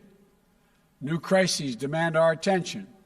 We cannot focus only on the competition among countries that threaten to divide the world or only on global challenges that threaten to sink us all together if we fail to cooperate. We must do both, working in lockstep with our allies and partners. So let me erase any lingering doubt. The United States will work closely with our European Union partners and the capitals across the continent, from Rome to Riga, to meet the range of shared challenges we face. We continue to support the goal of a Europe whole and free and at peace. The United States is fully committed to our NATO alliance, and I welcome Europe's growing investment in the military capabilities that enable our shared defense. You know, to me and to the United States and to us, we'll keep faith with Article 5. It's a guarantee. An attack on one is an attack on all. That is our unshakable vow. And the only time Article 5 has been invoked was after the United States was attacked on 9/11. You, our allies, joined us to fight al-Qaeda, and the United States committed to consulting closely with our NATO allies and partners on the way forward in Afghanistan. My administration strongly supports the diplomatic process that's underway and to bring an end to this war that is closing out 20 years. We remain committed to ensuring that Afghanistan never again provides a base for terrorist attacks against the United States and our partners in our interest. Our European partners have also stood with us to counter ISIS. Just this week, NATO defense ministers endorsed significant expanded training and advisory mission in Iraq, which will be vital to the ongoing fight against ISIS. We cannot allow ISIS to reopen and regroup and threaten people in the Middle East, in Europe, in the United States, and elsewhere. And while the United States is undergoing a thorough review of our own force posture around the world, I've ordered the halting and withdrawal of American troops from Germany. I'm also lifting the cap imposed by the previous administration on the number of U.S. forces able to be based in Germany. I know the past few years have strained and tested our transatlantic relationship, but the United States is determined to re-engage with Europe, to consult with you, to earn back our position of trusted leadership. Earlier today, as was referenced, I participated in the first meeting of the G7 leaders, where I spoke about the dire need to coordinate multilateral action to address COVID-19, the global economic crisis, and the accelerating climate crisis, and so much else. Achieving these goals is going to depend on a core strategic proposition, and that is the United States must renew America's enduring advantages so that we can meet today's challenges from a position of strength. That means building back better our economic foundations, reclaiming our place in international institutions, lifting up our values at home, and speaking out to defend them around the world. Modernizing our military capabilities while leading with diplomacy. Revitalizing America's network of alliances and partnerships that have made the world safer for all people. You know, I hope our fellow democracies are going to join us in this vital work. Our partnerships have endured and grown through the years because they are rooted in the richness of our shared democratic values. They're not transactional. They're not extractive. They're built on a vision of a future where every voice matters, where the rights of all are protected and the rule of law is upheld. None of us has fully succeeded in this division. We continue to work toward it. And in so many places, including in Europe and the United States, democratic progress is under assault. I've known many of you for a long, long time, and you know that I speak my mind. So let me be very straightforward with you all. We are in the midst of a fundamental debate about the future and direction of our world. We're at an inflection point between those who argue that given all the challenges we face, from the fourth industrial revolution to the global pandemic, that autocracy is the best way forward, they argue. And those who understand that democracy is essential to meeting these challenges. Historians are going to examine and write about this moment as an inflection point, as I said. And I believe that every ounce of my being that democracy will and must prevail.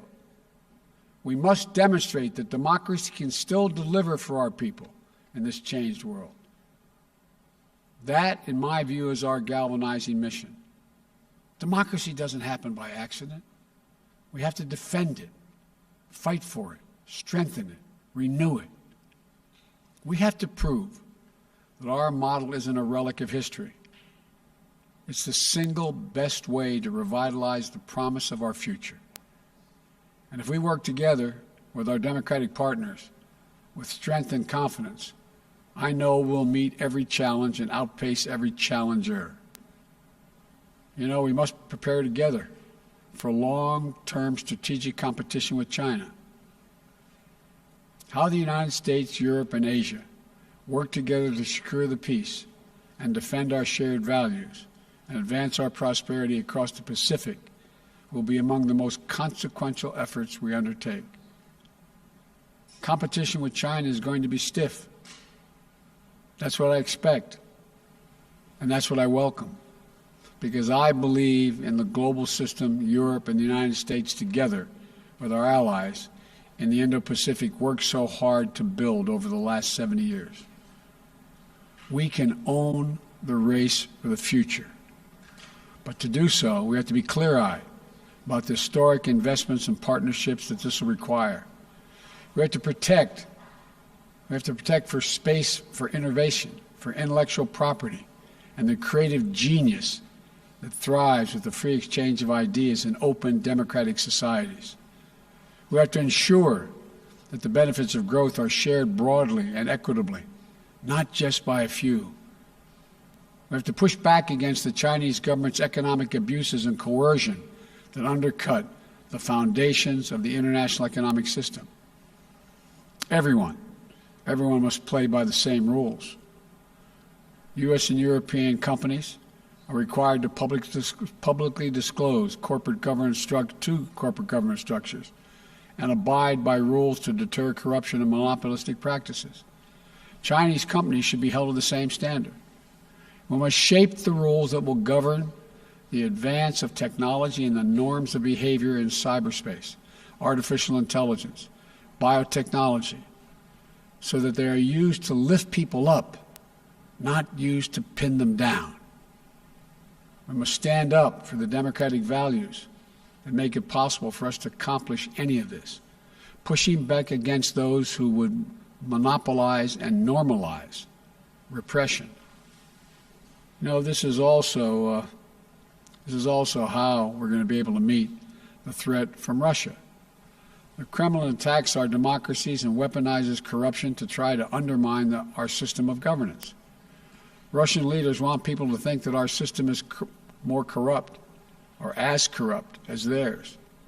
But the world knows that isn't true, including Russia's own citizens. Putin seeks to weaken the European project and our NATO alliance.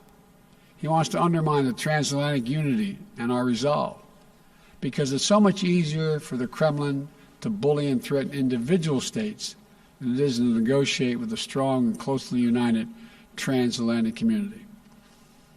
That's why standing up for the sovereignty and territorial integrity of Ukraine remains a vital concern for Europe and the United States.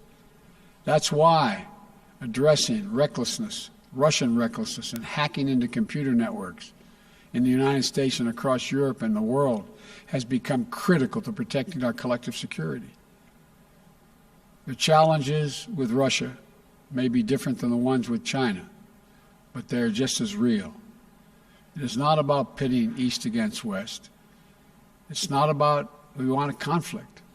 We want a future where all nations are able to freely determine their own path without a threat of violence or coercion.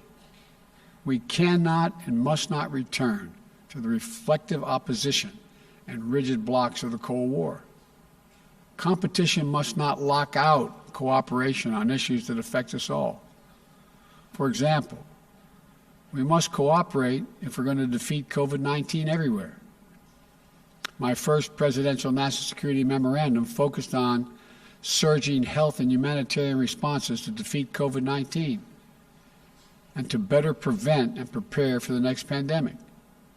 Today, I'm announcing that the United States is making a $2 billion pledge to COVAX with the promise of an additional $2 billion to urge others to step up as well.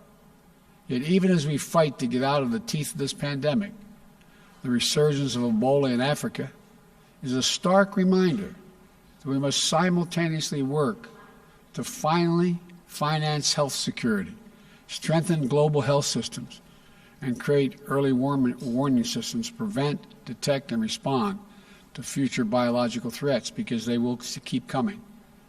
We have to work together to strengthen and reform the World Health Organization. We need a UN system focused on biological threats that can move quickly to trigger action. Similarly, we can no longer delay or do the bare minimum to address climate change. This is a global existential crisis, and we'll all suffer the consequences if we fail. We have to rapidly accelerate our commitments to aggressively curb our emissions and to hold one another accountable for meeting our goals and increasing our ambitions. That's why, as president, I immediately rejoined the Paris Agreement. And as of today, the United States is officially, once again, a party to the Paris Agreement, which we helped put together. On Earth Day, I will host a Leaders' Summit to help drive more ambitious actions among the top emitters, including domestic climate action here in the United States. I am grateful. I'm grateful for Europe's continued leadership on climate issues over the last 4 years. Together, we need to invest in the technological innovations that are going to power our clean energy futures and enable us to build clean energy solutions to global markets. The threat of nuclear proliferation also continues to require careful diplomacy and cooperation among us. We need transparency and communication to minimize the risk of strategic misunderstanding or mistakes. That's why the United States and Russia, notwithstanding other competition, extended the New START Treaty for an additional 4 years once I was sworn in. That's why we said we're prepared to re-engage in negotiations with the P5+1 on Iran's nuclear program. We must also address Iran's destabilizing activities across the Middle East. And we're going to work in close cooperation with our European and other partners as we proceed. We'll also work together to lock down fissile and radiological material to prevent terrorist groups from acquiring and using them.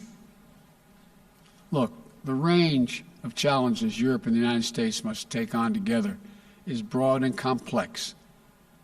And I'm eager to hear next from my good friends and outstanding leaders, Chancellor Merkel, about her thoughts on the way forward together. So let me conclude with this. We cannot allow self-doubt to hinder our ability to engage each other or the larger world. The last 4 years have been hard, but Europe and the United States have to lead with confidence once more, with faith in our capacities, a commitment to our own renewal, with trust in one another, and the ability of Europe and the United States to meet any challenge to secure our futures together. I know we can do this. We've done it before. Just yesterday, after a 7-month, 300 million-mile journey, NASA successfully landed the Perseverance rover on Mars. It's on a mission of exploration, with elements contributed by our European partners to seek evidence of the possibility of life beyond our planet and the mysteries of the universe. Over the next few years, Perseus is maybe called, but Perseverance will range and collect samples from the red planet and pile them up. So another mission and rover, envisioned as a joint effort between NASA and the European Space Agency, will retrieve this trove of scientific wonders and bring it home to all of us. That's what we can do together.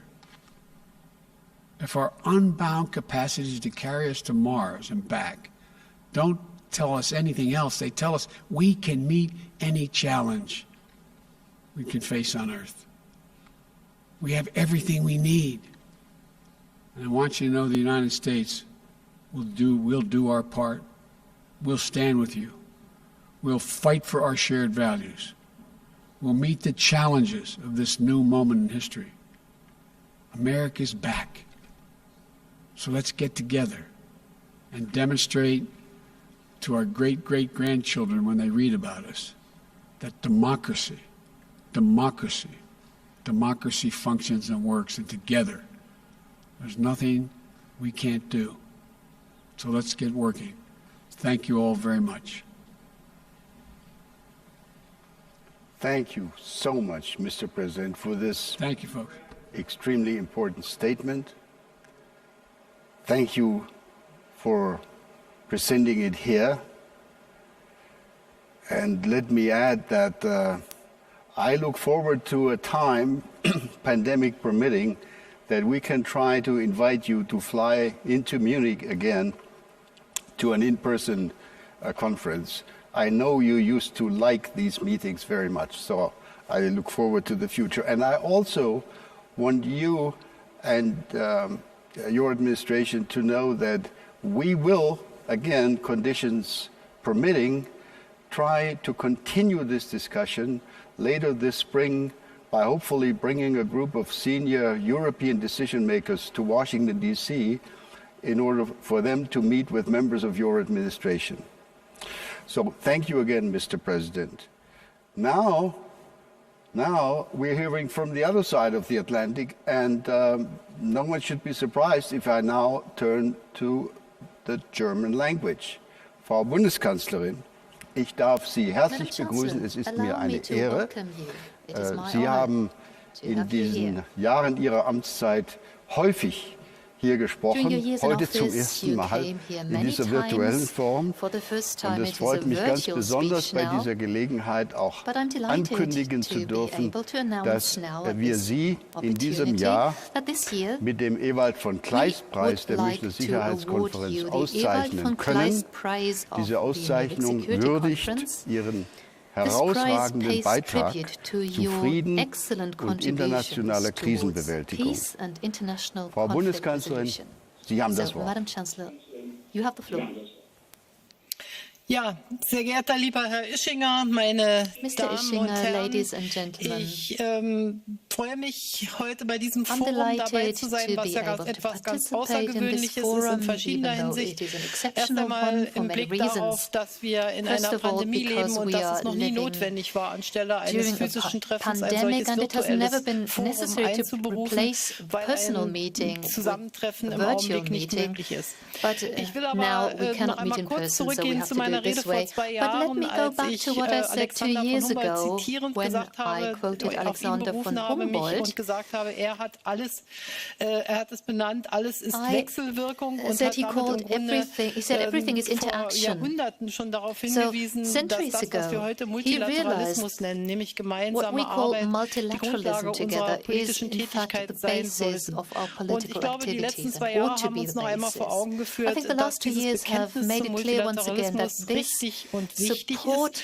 Und die Pandemiebekämpfung zeigt uns das nochmal in ganz besonderer Weise. Herr Tedros von der Weltgesundheitsorganisation ist vorhin hier aufgetreten und er hat darauf hingewiesen, wenn nicht alle Menschen geimpft werden, wenn das Virus nicht global besiegt ist, dann ist keiner von uns sicher, dann hat keiner die Chance, auch wirklich vor diesem Virus in Sicherheit gebracht zu werden. Wir werden immer wieder Mutationen erleben und deshalb ist die gleichmäßige und schnelle Versorgung aller Menschen auf der Welt sozusagen eine der Hauptaufgaben und Deutschland hat gerade bei dieser to vaccines.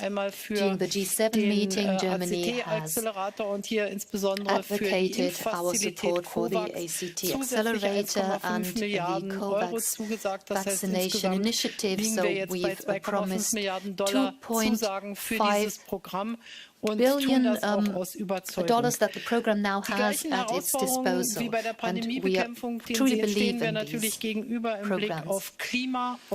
With regard to climate change, biodiversity, the fight against terrorism, and then an even more urgent problem than it used to be in the past, the sustainability targets, which must be achieved by 2030. All these targets can only be met if we make sure we join forces in all these fields. Our security concept, and this is something that you, Mr. Ischinger, mentioned years ago and have done so in recent years. This is a concept of network security, multidimensional security, interlinked security. This year, the prospects for multilateralism are a lot better than used to be in the past, and that has a lot to do with Joe Biden being the new president of the United States of America. In his speech, he just announced that his administration has taken steps, and we have seen that this is not just empty words, but they're taking action. They return to the Paris Climate Agreement, the World Health Organization, the Human Rights Councils, the extension of the New START Agreement, then the readiness to reinvigorate the Iran nuclear deal. These are important steps towards more multilateral cooperation, and I can only support him in what he said. It's up to the democratic countries to do this, not just to talk about freedom and values, but to deliver results and to contribute. In Deutschland gibt es ein Sprichwort, es gibt nichts Gutes, außer man tut es. Und das ist jetzt die Agenda, vor der wir stehen. Und hier spielt die transatlantische Kooperation natürlich eine zentrale Rolle. Was heißt das jetzt für Deutschland als Land, das die transatlantische Partnerschaft immer unterstützt hat und als Mitgliedsland auch der Europäischen Union? Das heißt, wir müssen unser Engagement in allen Bereichen fortsetzen und wir müssen auch da handeln, wo man sich anstrengen muss. Und anstrengen, das heißt manchmal auch über den eigenen Schatten springen. Und ich glaube, da sind wir auch in den letzten Jahren einige gute Schritte vorangekommen. 2014 in Wales, als wir über das 2% für die Verteidigungsausgaben gesprochen haben, da haben wir uns ja verpflichtet, in diese Richtung zu arbeiten. Und ich kann heute sagen, dass wir in diesem Jahr jetzt bei 1,5% angekommen sind, nachdem wir 2040 1,1% Verteidigungsausgaben hatten. Und wir fühlen uns natürlich diesem 2%-Ziel weiter verpflichtet und werden auch weiter daran arbeiten. Aber es kommt natürlich auch darauf an, was wir dann in die transatlantische Partnerschaft einbringen. Und ich darf darauf hinweisen, dass Deutschland seit 18 Jahren in Afghanistan an ganz entscheidender Stelle im Norden Afghanistans mit dabei ist, Stabilität zu sichern oder zu erzeugen. Und ich bin sehr dankbar, dass wir jetzt nochmal eine Neubewertung des Friedensprozesses dort in Afghanistan durch die amerikanische Administration haben.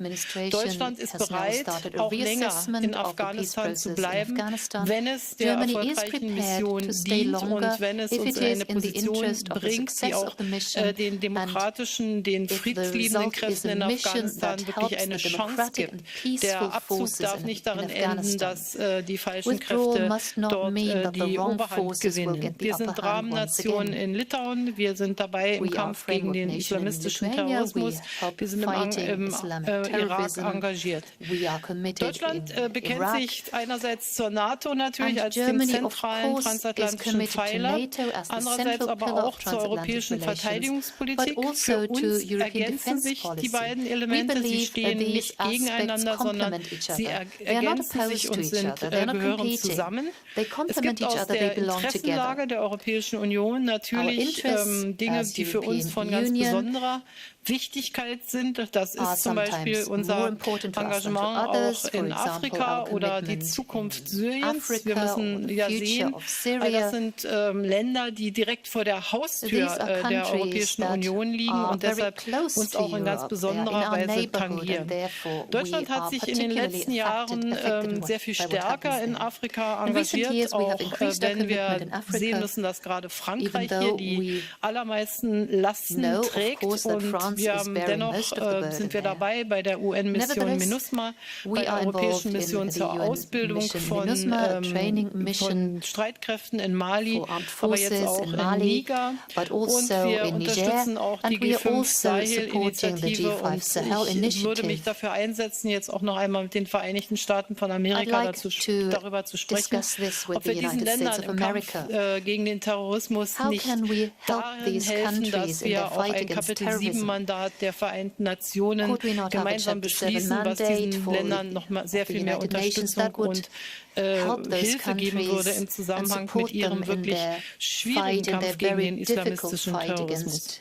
Das Verhältnis zu Afrika ist, glaube ich, von so strategischer Bedeutung, dass es auch ein wichtiges Thema in der transatlantischen Diskussion sein sollte und ein Dreh- und Angelpunkt für die Befriedung auch des Kampfes gegen den Terrorismus, gegen den islamistischen Terrorismus ist die Frage, wie entwickeln sich die Dinge in Libyen. Deutschland hat hier mehr diplomatische Verantwortung übernommen. Ich freue mich, dass der UN-Prozess einige Erfolge zeigt, aber wir dürfen da auch nicht blauäugig sein. Immer noch ist die Gefahr groß, dass Libyen sozusagen Spielball von großen Stellvertretermächten wird und nicht Libyen den Libyern wirklich mit einer politischen Zukunft gehört. Und die Europäische Union setzt sich dafür ein, aber ich denke auch transatlantisch sollten wir uns dafür einsetzen, dass Libyen und seine Zukunft den Libyern gehören. Wir müssen voranbringen den Verfassungsprozess, auch durch die Vereinten Nationen geleitet, für Syrien, denn es wird auch hier nur eine friedliche Lösung in Syrien geben, wenn die vielen Menschen, die Syrien verlassen mussten, auch wieder eine politische Zukunft in ihrem Heimatland bekommen. Und wir werden natürlich sehr eng zusammenarbeiten im JCPOA, in dem Nuklearabkommen mit dem Iran. Ich hoffe, dass diesem Abkommen eine Chance gegeben werden kann. Die transatlantische Partnerschaft hat dann zwei große Aufgaben, über die wir unsere gemeinsamen Strategien entwickeln müssen. Das ist einmal das Verhältnis zu Russland. Wir sind im Blick auf die Souveränität und territoriale Integrität der Ukraine in den letzten Jahren nicht vorangekommen. Und der Minsker Prozess ist zwar ein diplomatisches Mittel, aber die Fortschritte lassen zu wünschen übrig. Russland verwickelt immer wieder Mitgliedstaaten der Europäischen Union in hybride Auseinandersetzungen. Und deshalb ist es ganz wichtig, dass wir hier eine gemeinsame transatlantische Russland-Agenda entwickeln, die einerseits natürlich auch kooperative Angebote macht, aber auf der anderen Seite auch ganz klar die Unterschiede benennt. Und ich kann hier dem amerikanischen Präsidenten nur zustimmen, was auch die Frage einer starken Europäischen Union ist. Daran arbeitet Russland leider zurzeit nicht. Das Zweite und vielleicht noch kompliziertere ist, dass wir eine gemeinsame Agenda gegenüber China entwickeln. China ist auf der einen Seite systemischer Wettbewerber, auf der anderen Seite brauchen wir China für die Lösung globaler Probleme wie des Themas Artenvielfalt, wie des Themas Klimaschutz. Und China hat in den letzten Jahren eben auch an globaler Schlagkraft gewonnen. Und dem müssen wir als transatlantisches Bündnis und als Demokratien der Welt dann auch etwas an Taten entgegensetzen. Deshalb ist zum Beispiel die Frage der Impfstofflieferung jetzt nicht nur aus China und Russland an Länder, die Entwicklungsländer sind wichtig, sondern eben auch die Frage, was können wir über COVAX und was können wir auch als multilaterale Gemeinschaft wie G7 zum Beispiel einsetzen, um das Impfen für Entwicklungsländer, gerade auch in Afrika, voranzubringen. Wir müssen die multilateralen Organisationen wie Weltbank, wie die Welthandelsorganisation, die Weltgesundheitsorganisation, den Internationalen Währungsfonds wieder stärken. Überall dort, wo wir schwach waren, wo wir uns nicht schnell genug entscheiden konnten, auch Veränderungen vorzunehmen, Kapitalerhöhungen vorzunehmen, sind auch subsidiäre Strukturen oder andere Strukturen im asiatischen Raum oft unter der Federführung Asia have often been created by China or led by China. So we must take action to show we have something to set against that. So together we must define the strategic challenges. The agenda is clear. We need to come up with ways of doing this together. Our interests will not always converge. We should be clear about that. Where there are differences, we should talk about them frankly. But the main principles, the values, our belief in democracy, there we broadly agree we have broad foundations to build on. We must make it clear that we do not want to create countries dependent on us, but we want to help others and convey our values and ideas. And the transatlantic partnership is at the core of this effort. I can only say there's a lot to do.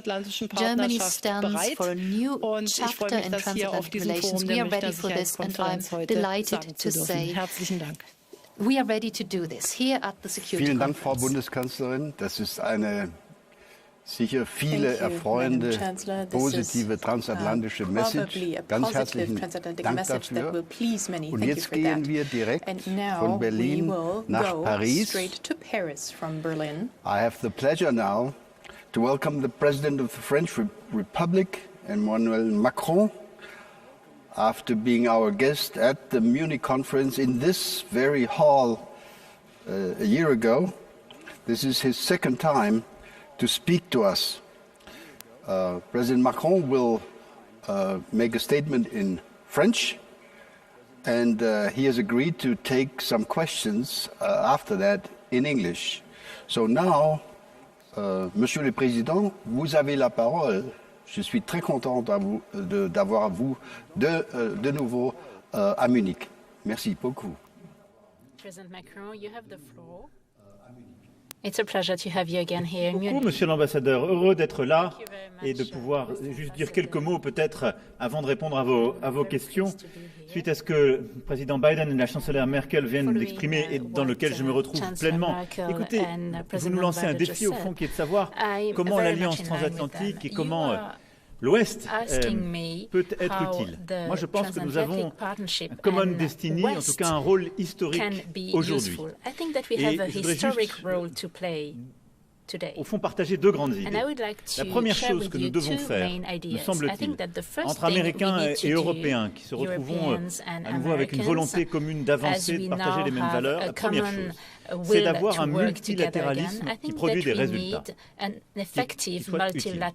En matière de climat, Joe et Angela l'ont parfaitement dit, en matière de préservation de nos démocraties, et tout particulièrement quand il s'agit d'ailleurs de préserver la liberté d'expression et d'éviter la haine, le retour de la haine dans nos démocraties, et la question d'ailleurs de la régulation du numérique est ainsi posée, elle est, je pense, vitale pour nos démocraties. La question aussi du traitement des inégalités, parce que je pense que si nous voulons faire réussir notre mondialisation, et en particulier l'Ouest ne réussira pas l'Alliance transatlantique sans ses voisins, ses voisinages, en particulier l'Afrique, nous devons régler le problème des inégalités dans nos sociétés avec nos voisins. C'est la question de, en particulier, la réponse économique à cette crise. C'est notre agenda avec l'Afrique, c'est notre agenda au FMI pour plaider pour des droits de tirage spéciaux et une augmentation forte. C'est notre agenda de restructuration des dettes africaines, c'est vital. Et puis, évidemment, c'est notre agenda en matière de santé. Là aussi, je rejoins totalement ce que le président Biden et la chancelière Merkel viennent de dire. Nous avons un défi collectif. Nous avons passé les premières étapes, nous coordonner pour protéger nos populations, réussir à innover de manière inédite pour inventer des nouveaux vaccins et maintenant les déployer dans nos pays. Je pense que si nous voulons réussir un multilatéralisme qui produit des résultats, le défi qui nous est posé, c'est à nous, Européens, Américains, de permettre à tous les pays du monde, pauvres et émergents, d'accéder le plus vite possible au diagnostic, au traitement, aux vaccins et d'améliorer leur système de santé. C'est au cœur de l'initiative Act A, lancée en mars 2020 avec l'Organisation mondiale de la santé. C'est le défi qui est le nôtre aujourd'hui. Nous avons, lors du G7, il y a quelques instants, annoncé des sommes importantes, fait, je crois, un pas en avant très fort, mais il y a une idée toute simple simple que je défends, après avoir échangé avec nos partenaires africains. Le continent africain a 6,5 millions de soignants. Il faut 13 millions de doses de vaccins pour les protéger et permettre au système de soins de résister. Si nous, Européens, Américains, nous savons livrer le plus vite possible ces 13 millions de doses, ça vaut énormément. Ça vaut notre crédibilité. Ça représente 0,43% des doses que nous avons commandées. Si nous savons faire ça, alors l'Ouest aura une présence et sera considéré en Afrique. Si nous annonçons des milliards aujourd'hui pour donner des doses dans 6 mois, dans 8 mois, dans 1 an, nos amis africains auront, sous la pression de leur population et à juste titre, acheté des doses aux Chinois, aux Russes ou directement à d'autres laboratoires. Et la force de l'Ouest, des Européens ou des Américains, ce sera un concept, mais pas une réalité. Et donc je pense que c'est une idée très concrète, très importante. Le deuxième pilier pour moi de notre destinée commune, du travail que nous avons à faire en commun entre Européens et Américains, c'est au fond de bâtir un agenda de sécurité. Angela Merkel a dit en détail beaucoup de choses sur les différentes situations régionales. Je partage absolument ce qui a été dit par Madame la chancelière. Et donc je ne vais pas répéter ce qui a été très bien dit par elle. Je vais simplement dire, pour moi, on a sur l'agenda de sécurité commun, trois choses à faire. La première, c'est de bâtir, de rebâtir l'agenda et l'architecture de sécurité ensemble. C'est-à-dire le nouveau concept de l'OTAN. Moi, je crois que tout ce que je vous ai dit l'année dernière reste valide. Les questionnements, les doutes qu'on peut avoir, les défis qui font devant nous. Il y a un travail qui a été fait par un comité des sages, c'est le rôle des États et des chefs d'État et de gouvernement de s'en saisir pour préparer le nouveau concept qui structurera notre action au sein de l'OTAN dans les prochaines années et bâtira les fondements de cette architecture de sécurité. L'architecture de sécurité commune, c'est aussi le dialogue avec la Russie, qui ne doit pas être complaisant, exigeant, mais qui est la clé pour que la plaque européenne puisse vivre en paix. La deuxième chose, c'est de pouvoir fixer les situations régionales. Et donc, du Sahel, nous sommes très présents et nous battons contre le djihadisme jusqu'à l'Irak, situation extrêmement importante pour nous, la Syrie, ou le Nagorno-Karabakh, la Méditerranée orientale et plusieurs autres sujets. Comment on bâtit la sécurité et comment on agit ensemble de manière coordonnée, en respectant tous les alliés, de manière absolue, ce qui n'a pas toujours été le cas ces derniers mois. Et donc, comment nous avançons ensemble pour résoudre ces situations entre alliés, mais aussi entre membres permanents du Conseil de sécurité, entre partenaires, pour justement bâtir des solutions communes. L'Iran sera aussi évidemment une situation importante. Et puis le troisième grand défi qui est le nôtre, c'est de maintenir ce que j'appellerais la liberté de la souveraineté. Maintenir la liberté de la souveraineté, c'est une formule que j'emprunte à l'ancien Premier ministre Turnbull, l'ancien Premier ministre d'Australie. Et cela vaut pour l'action que nous avons à mener ensemble dans le cyber, dans l'espace maritime, dans l'espace, justement parce que ce sont des nouvelles zones de conflictualité. Et défendre la liberté de la souveraineté, c'est agir ensemble pour y être présent, préserver notre espace. Et c'est aussi le cœur de notre agenda commun en matière d'Indo-Pacifique. Nous n'avons pas toujours les mêmes approches exactement de cette notion, mais au fond, pour moi, l'objectif que nous devons poursuivre dans cette région, c'est la liberté de la souveraineté. Voilà, résoudre les conflits régionaux, préserver dans les grands espaces de conflictualité la liberté de la souveraineté pour chacun, bâtir une architecture de sécurité et de confiance. Voilà, pour moi, les éléments clés de cet agenda de sécurité qui est le nôtre. Je ne serai pas plus long parce que je vais pouvoir répondre à vos questions, cher ambassadeur. Merci beaucoup, Monsieur le Président. Thank you, and I think we indeed have time for a few questions. So let me start with a conceptual question. You have explained on several occasions what the concept of strategic autonomy should mean and could mean for Europe, for the European Union. This concept is speaking here at a transatlantic event, is interpreted by some in the United States as an attempt by Europe to move away from the United States, alienating itself from the US, potentially even damaging NATO. Could you explain to us and to our American listeners why this concept should not stand and would not stand in the way of repairing transatlantic cooperation and trust.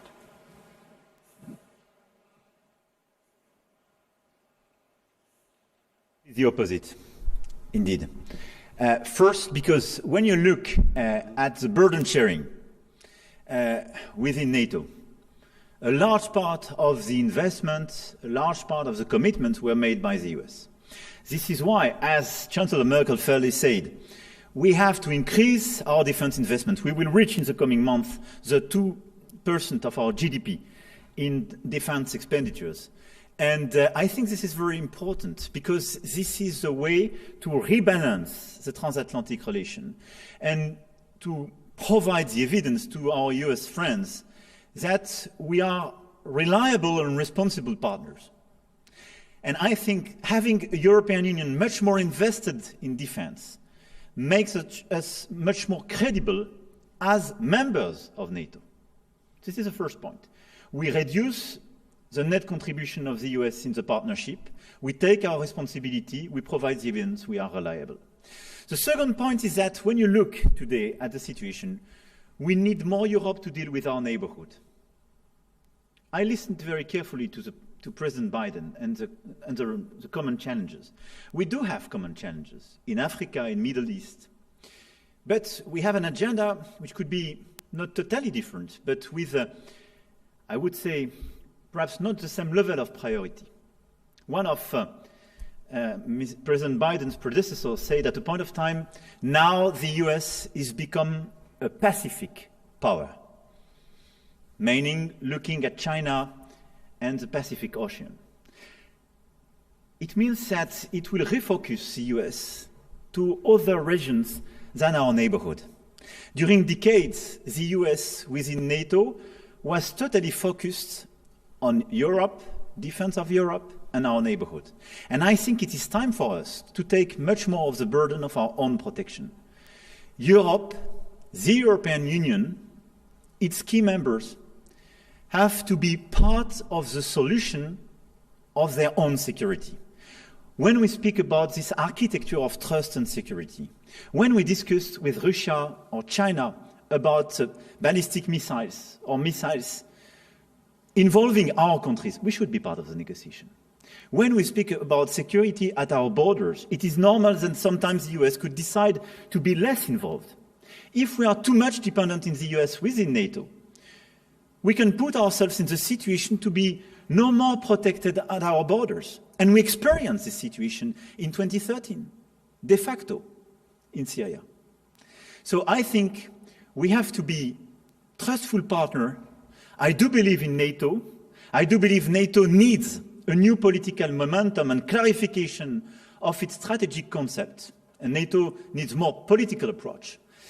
And I do believe that the best possible involvement of Europe within NATO is to be much more in charge of its own security and to be much more in charge of this strategic autonomy. This is totally compatible. More than that, given the arguments I just presented, I think it will make NATO even stronger than before. Mr. President, I wish I could keep asking you questions. The television people tell me that we've already run out of time. So the only thing I can say is first, thank you very, very much. Merci beaucoup. And please, when we have a chance, pandemic permitting, to meet again in Munich, please take our next invitation seriously. I would very much love to continue this enormously interesting discussion. Thank you, Monsieur le Président. And now back to Natalie. We've heard priorities that the United States, Germany and France each see on the agenda, on the transatlantic agenda. But what about the role of two large international organizations which are at the center of any transatlantic partnership, the EU and NATO? The current president of the European Commission, Ursula von der Leyen. When she was still German Minister of Defense, she made one thing clear in Munich. German security policy is only conceivable with close allies. Wir leben in einer Welt. It is important to have partners in this world that we live in. We're currently experiencing powerful dynamics. We know that we must do more, especially Germany. This was about Germany's role in NATO. Last year, the NATO Secretary General called for unity in the Transatlantic alliance. I don't believe in Europe alone, as I don't believe in America alone. I believe in Europe and America together. Like Ursula von der Leyen, he is also one of the regulars at the Munich Security Conference. Next segment of our program is devoted to the European Union and to NATO, the key defining institutions that help us navigate through the crisis of the past and of the future. It's my great pleasure now to welcome the President of the Commission of the European Union, Ursula von der Leyen, who has, in fact, participated in every single Munich Security Conference since 2014. Without further ado, I don't want to lose more time here. Over to you, Madam President. You have the floor.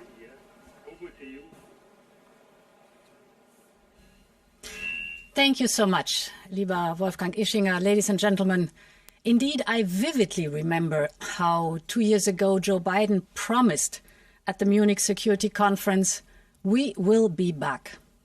And indeed, we've just seen it, heard it, the US is back. And as we've also just heard, more globally committed than ever.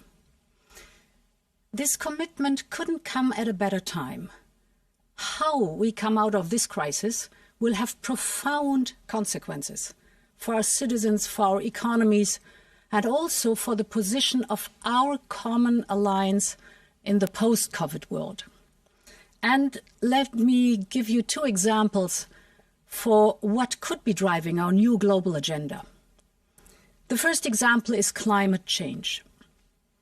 Climate change is the looming crisis behind COVID. And the loss of biodiversity is a main driver of today's and potentially future pandemics. More than a year ago, Europe has said that it wants to become the first climate neutral continent by 2050. And with our European Green Deal, we want to reduce greenhouse gas emissions by at least 55% already by 2030. But to successfully fight global climate change, we need others to match our ambition. And they do. From South Korea to Japan, from South Africa to China. And we are really excited that President Biden rejoined the Paris Agreement on his very first day in office. Because the United States is our natural partner for global leadership on climate change. And I'm sure a shared transatlantic commitment to a net zero emissions pathway by 2050 would make climate neutrality a new global benchmark.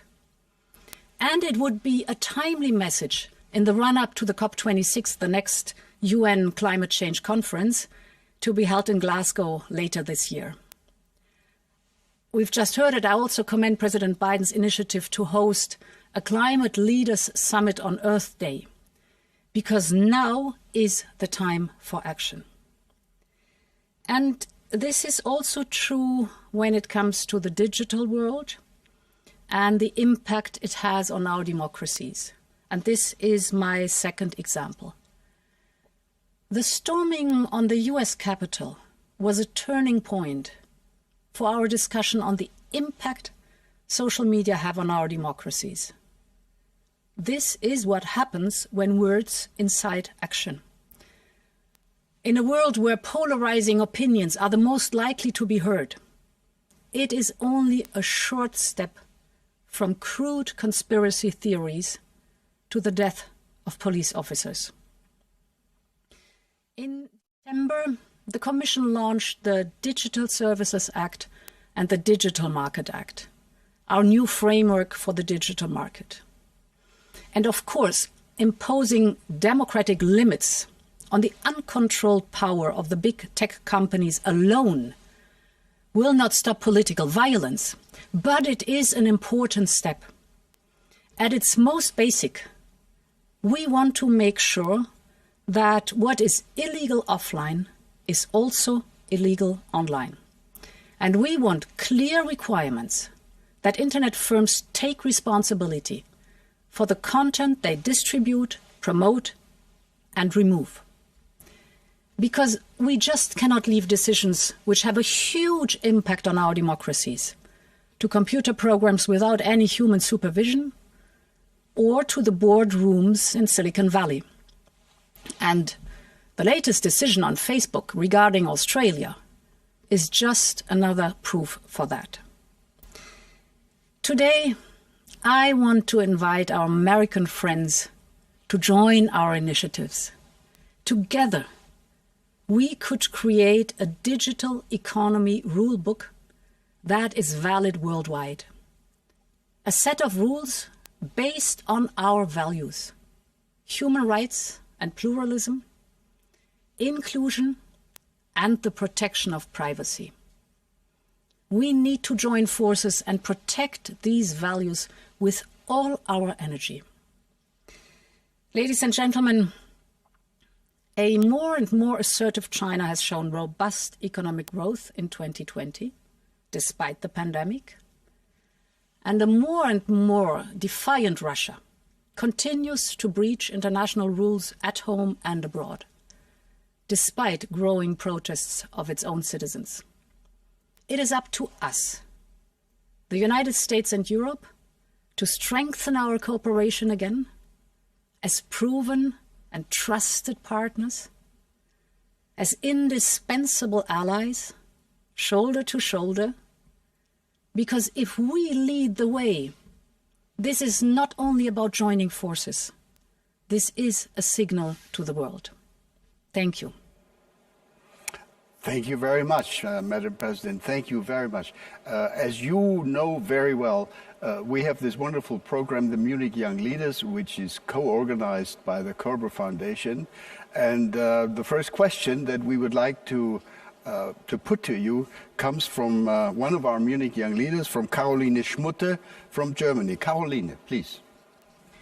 The European Union and the United States have a long and fruitful history of cooperation, and it's great to see that energy back under President Biden. However, both sides turned recently inwards, for example, by competing against each other on vaccines. How do you plan to use this new transatlantic energy to lead the European Union out of the pandemic into a strong recovery and to tackle global issues together with the United States? Thank you, Caroline. Madam President. Thank you. Thank you very much for this question. And indeed, first of all, the story of vaccinations for me is not one of competition. To the contrary, it is one of unprecedented cooperation. You might remember last year, Europe convened 2 pledging sessions with a result of 16 billion euro to fight COVID. And we were joined by more than 40 countries, but also by NGOs like Global Citizen and foundations like the Bill and Melinda Gates Foundation or the Wellcome Trust, for example. And together with WHO, we put in place the ACT Accelerator and COVAX. You all know the facility where high-income countries finance access to vaccines for low- and middle-income countries. And just 2 hours ago, at the meeting of the G7, we doubled our funding to COVAX, and it was exciting to see the pledging of the United States. Indeed, the United States are back. And Europe is also the continent, that's the second aspect, that produces and exports the most vaccines to the rest of the world. So this also shows that we are walking the talk. We are leading by the power of our example. And finally, yes, you are right. Let's commit to invest in a strong economic recovery, a recovery that is digital and sustainable, fair and inclusive. And you heard President Biden. This is why we in Europe just built our recovery package, Next Generation EU, we call it. It's 1.8 trillion euro. It is for the European Green Deal and digitalization. because it's good for transatlantic partnership, but it's also most important for our children's future we are investing in, because they have a right to a modern world and a healthier planet. Thank you very much. I think we have time for one last and brief question, and I'd like to go to the issue of trade. What are your priorities, if I may ask, for the future transatlantic trade agenda? Are you in favor, for example, of taking another shot at TTIP? Or what other low-hanging fruit can you identify out there? What's your proposal? Well, trade is a wide subject where we are having many trade agreements worldwide. And indeed, I don't think that TTIP will be revived, because we will have, we are not there where the United States left us 4 years ago anymore. The world has changed, the United States have changed, and Europe has changed. But let me also have a look at what our impact in geopolitics is, not only on the point of trade, but also on other topics. So the European Union is an economic superpower. It is the most important export market on the US, India, South Africa, Russia, just to name a few. And when it comes to Africa, it's not China, but Europe is the largest economic partner by far. And we are, by the way, the #1 global regulator. Just recently, we have proposed to set up, indeed, an EU-US Trade and Technology Council, because we know that those who write global rules are the ones who are shaping the future of their societies. And you heard the president. None of us wants China to do this for us. So I think doing it together, shaping our trade and technology agenda, is the right way to go. A new global agenda, a more globally oriented US, and a more capable Europe. This is how we can tackle the challenges, and Europe is ready for this. Thank you so much. Thank you, President von der Leyen. Actually, we stay in Brussels now and go from the Commission straight to the President of the European Council. Bonjour, Monsieur le Président, President Charles Michel. As President of the Council, I need to look in this camera, right? As President of the Council, Mr. President, you have the authority and the mission to pull together the 27 heads of state and government when it comes to taking strategic decisions on behalf of the entire European Union. So we're all excited to hear from you, Mr. President, where you see your priorities and transatlantic priorities going forward.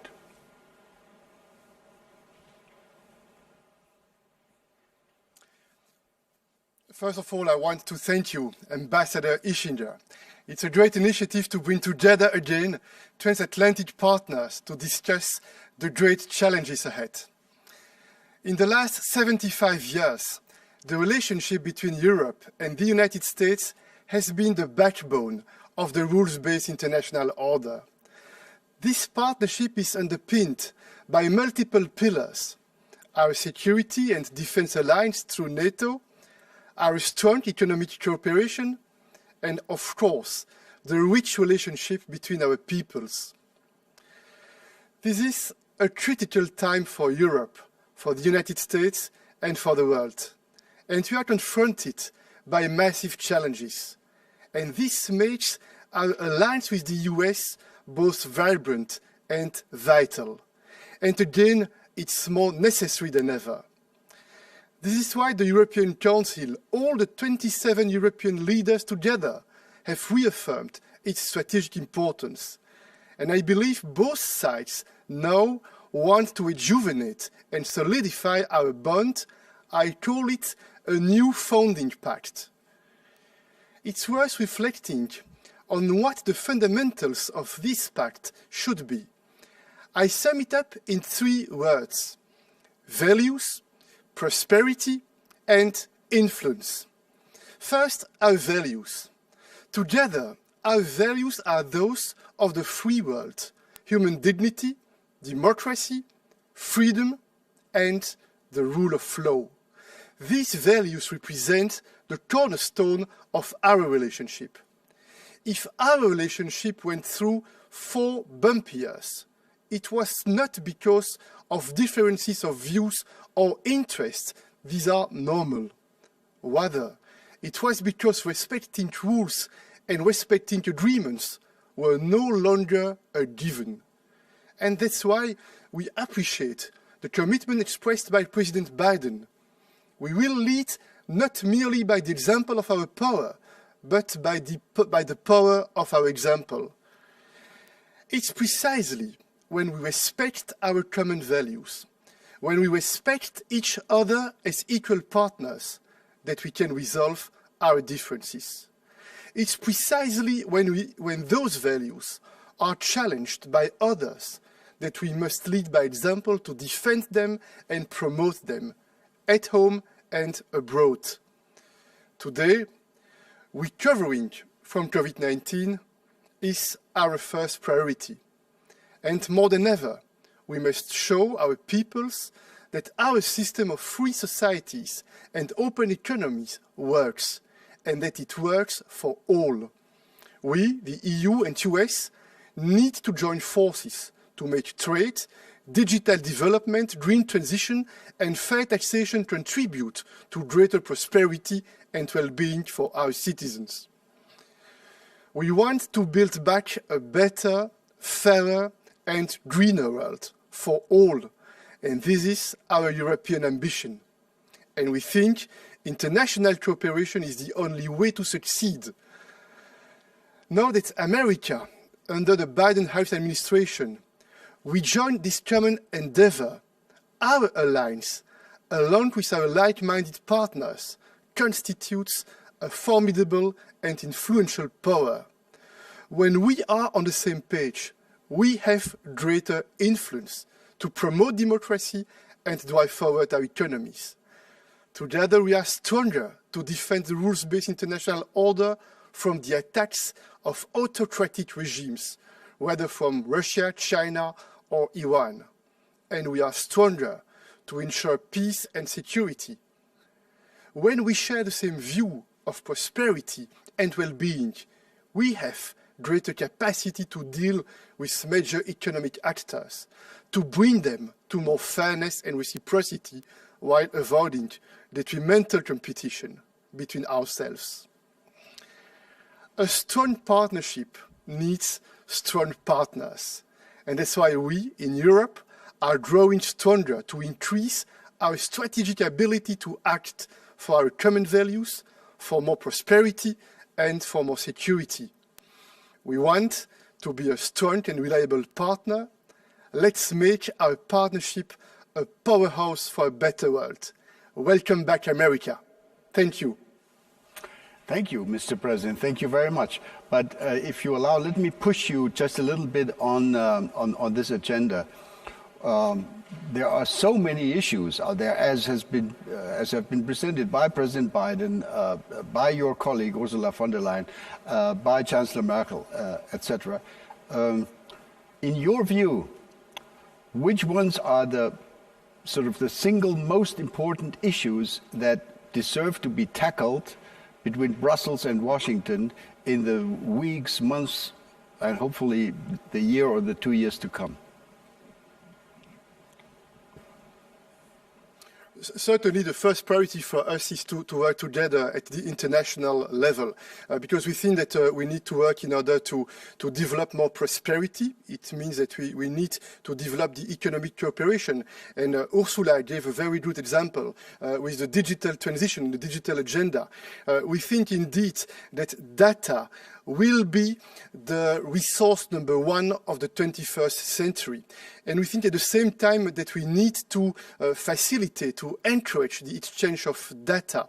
But we think also that it's important to guarantee that the way the personal data will be used will be accepted by the citizens. The confidence of our citizens is key for the future. On the one hand, we need to develop the innovation, to develop the prosperity based on the artificial intelligence, on the digital transition. On the other hand, we need to guarantee the fundamental freedoms, the fundamental democratic values. I think this is a good example for strong cooperation with the United States and all the other like-minded partners. Certainly, climate change is another topic. I don't speak too much about that because we know that the fact that the United States has decided to rejoin the Paris Agreement is a very strong signal, a very strong message.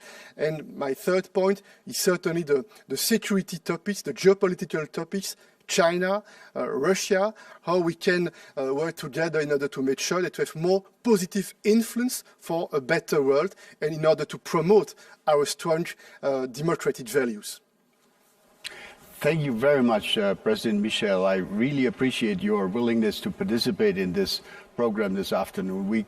I'm sure we could continue for lengthy more questions, but we've actually run out of time. I regret with President Macron, we had the same problem a few minutes ago. So thank you very, very much for your willingness, and we will see you again in the Munich Security Conference going forward, I'm quite sure. So now we stay in Brussels, actually, but we go from the European Union to NATO. And it's my pleasure to welcome a good old friend, if I may call him that, of the Munich Security Conference, the Secretary General of NATO, Jens Stoltenberg. Welcome, Jens. I'm delighted that you are able to join us also today in this rapid fire program. You've just hosted NATO defense ministers with the new US Secretary of Defense in his first appearance at NATO. So very exciting things are going on. Please, Jens, share with us your vision for the future. Thank you so much, Wolfgang, for that kind introduction. I'm really delighted to be part of this special edition of the Munich Security Conference at an important juncture in transatlantic relations. We have heard from President Biden and from European leaders, and I look forward to hosting them at our NATO summit in Brussels later this year to set a new transatlantic agenda. In recent years, we have seen differences between Europe and North America, with serious questions asked about the strength of our alliance on both sides of the Atlantic and competing visions of the transatlantic relations. We now have an historic opportunity to build a stronger alliance, to regain trust and to reinforce our unity. Europe and North America working together in NATO, in strategic solidarity. Because we are facing great challenges. The rise of China, sophisticated cyber attacks, disruptive technologies, climate change, Russia's destabilizing behavior, and the continuing threat of terrorism. No country and no continent can go it alone. On the contrary, we must do more together. And we have to demonstrate our commitment to transatlantic solidarity, not just in words, but in deeds. That is why, under the banner of NATO 2030, we are working on an ambitious agenda for the future of our alliance. First, we must reinforce our unity. That unity derives from our promise to defend each other. We must strengthen our commitment to our collective defense and fund more of deterrence and defense on NATO territory together. This would incentivize allies to provide the necessary capabilities and contribute to fairer burden sharing. NATO is the unique platform that brings Europe and North America together every day. Allies should commit to consult on all issues that affect our security. We should update NATO's strategic concept to chart a common course going forward and reaffirm the fundamentals of our alliance. Second, we must broaden our approach to security. Our potential adversaries use all the tools at their disposal, military, political, economic, to challenge our institutions, weaken our societies, and undermine our security. Of course, to keep our people safe, we need strong military, but we also need strong societies. As our first line of defense, we need a broader, more integrated and better coordinated approach to resilience, with concrete national targets for communications, including 5G and undersea cables, energy and water supplies, and a joint assessment of any vulnerabilities. We also need to invest to maintain our technological edge, ensure our forces remain interoperable, and develop ethical standards on the use of new disruptive technologies. Broadening our approach to security also means addressing the security impact of climate change. I believe NATO should set the gold standard on how to reduce the emissions of our militaries, contributing to the goal of net zero. And third, Europe and North America must defend the international rules-based order, which is being challenged by authoritarian powers. China and Russia are trying to rewrite the rules of the road to benefit their own interests. The rise of China is a defining issue for the transatlantic community, with potential consequences for our security, our prosperity, and our way of life. This is why NATO should deepen our relationships with close partners like Australia and Japan, and forge new ones around the world. Only through concerted action can we encourage others to play by the rules. Defending our rules-based orders starts by defending our values at home. We must recommit to our values, strengthen our democracies, and protect our institutions. Because ultimately, this is what makes us who we are. For over 70 years, NATO has secured peace in the Euro-Atlantic area. Despite evolving challenges and changing political winds, our transatlantic relationship has not only endured, it has flourished. This is a testament to the values we share and to NATO, the embodiment of our transatlantic bond.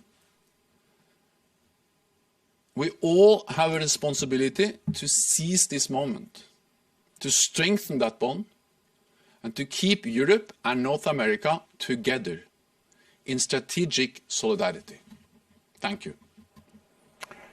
Thank you very much, Mr. Secretary General. I know you are familiar with our Munich Young Leaders Group, and you will probably not be surprised that we have young leaders even at NATO. The first question, therefore, will be asked by one of our young leaders who happens to be working at the Polish mission to NATO. This is my friend Dominik Jankowski. So Dominik, why don't you go ahead and ask your question? Secretary General, in the era of great power competition, NATO needs friends and partners. but the alliance will face all the new threats. How should NATO adapt its military posture until 2030 in order to deter the challenges and threats of today and tomorrow? Secretary General, please. Well, NATO has already implemented the biggest reinforcement of our collective defense in Europe with the new battle groups in the eastern part of the alliance, including in Poland. We have increased the readiness of forces, and allies are, after years of cutting defense spending, all allies are now investing in more. We need also to make sure that we maintain our technological edge. So anything we can do on innovation, on understand the full impact of artificial intelligence, quantum computing, autonomous weapon systems for our security is of course also about our collective defense in Europe. I think the most important thing is that we stay committed to Article 5 and sending a very clear message to any potential adversary that an attack on one ally will trigger the response from the whole alliance. And that's exactly what we can do by further strengthening our collective defense in Europe. Thank you very much. Second question comes from another young leader. Kati Piri is actually a member of the European Parliament. She's from the Netherlands. Kati, your question, please. Secretary General, disinformation has emerged as a crucial challenge to our democracies. Certain state actors, including Russia and China, have made use of the uncertainties of the COVID-19 pandemic to actively undermine faith in NATO and the European Union, governmental institutions, and the democratic system. Now, what actions should NATO member states take to ensure the integrity of their democracies? And what additional action could be taken at the level of NATO? Secretary General, please. Well, I think the use of disinformation is just one example of how our adversaries are using the whole range of the tools for their disposal. Military means, economic means, political means, but also disinformation. And of course, we need to respond to that by focusing more on the resilience of our societies. Strong societies are less vulnerable to disinformation. That's exactly why in the NATO 2030 agenda, resilience is the first line of defense and something we are focusing on as we prepare for the upcoming summit later on this year with all the NATO leaders. But fundamentally, I think that the best way to respond to disinformation is to make sure that we have a free and independent press, journalists that ask the different and difficult questions, that are able to check their sources and make sure that disinformation never prevails. The truth will prevail as long as we have a free and independent press.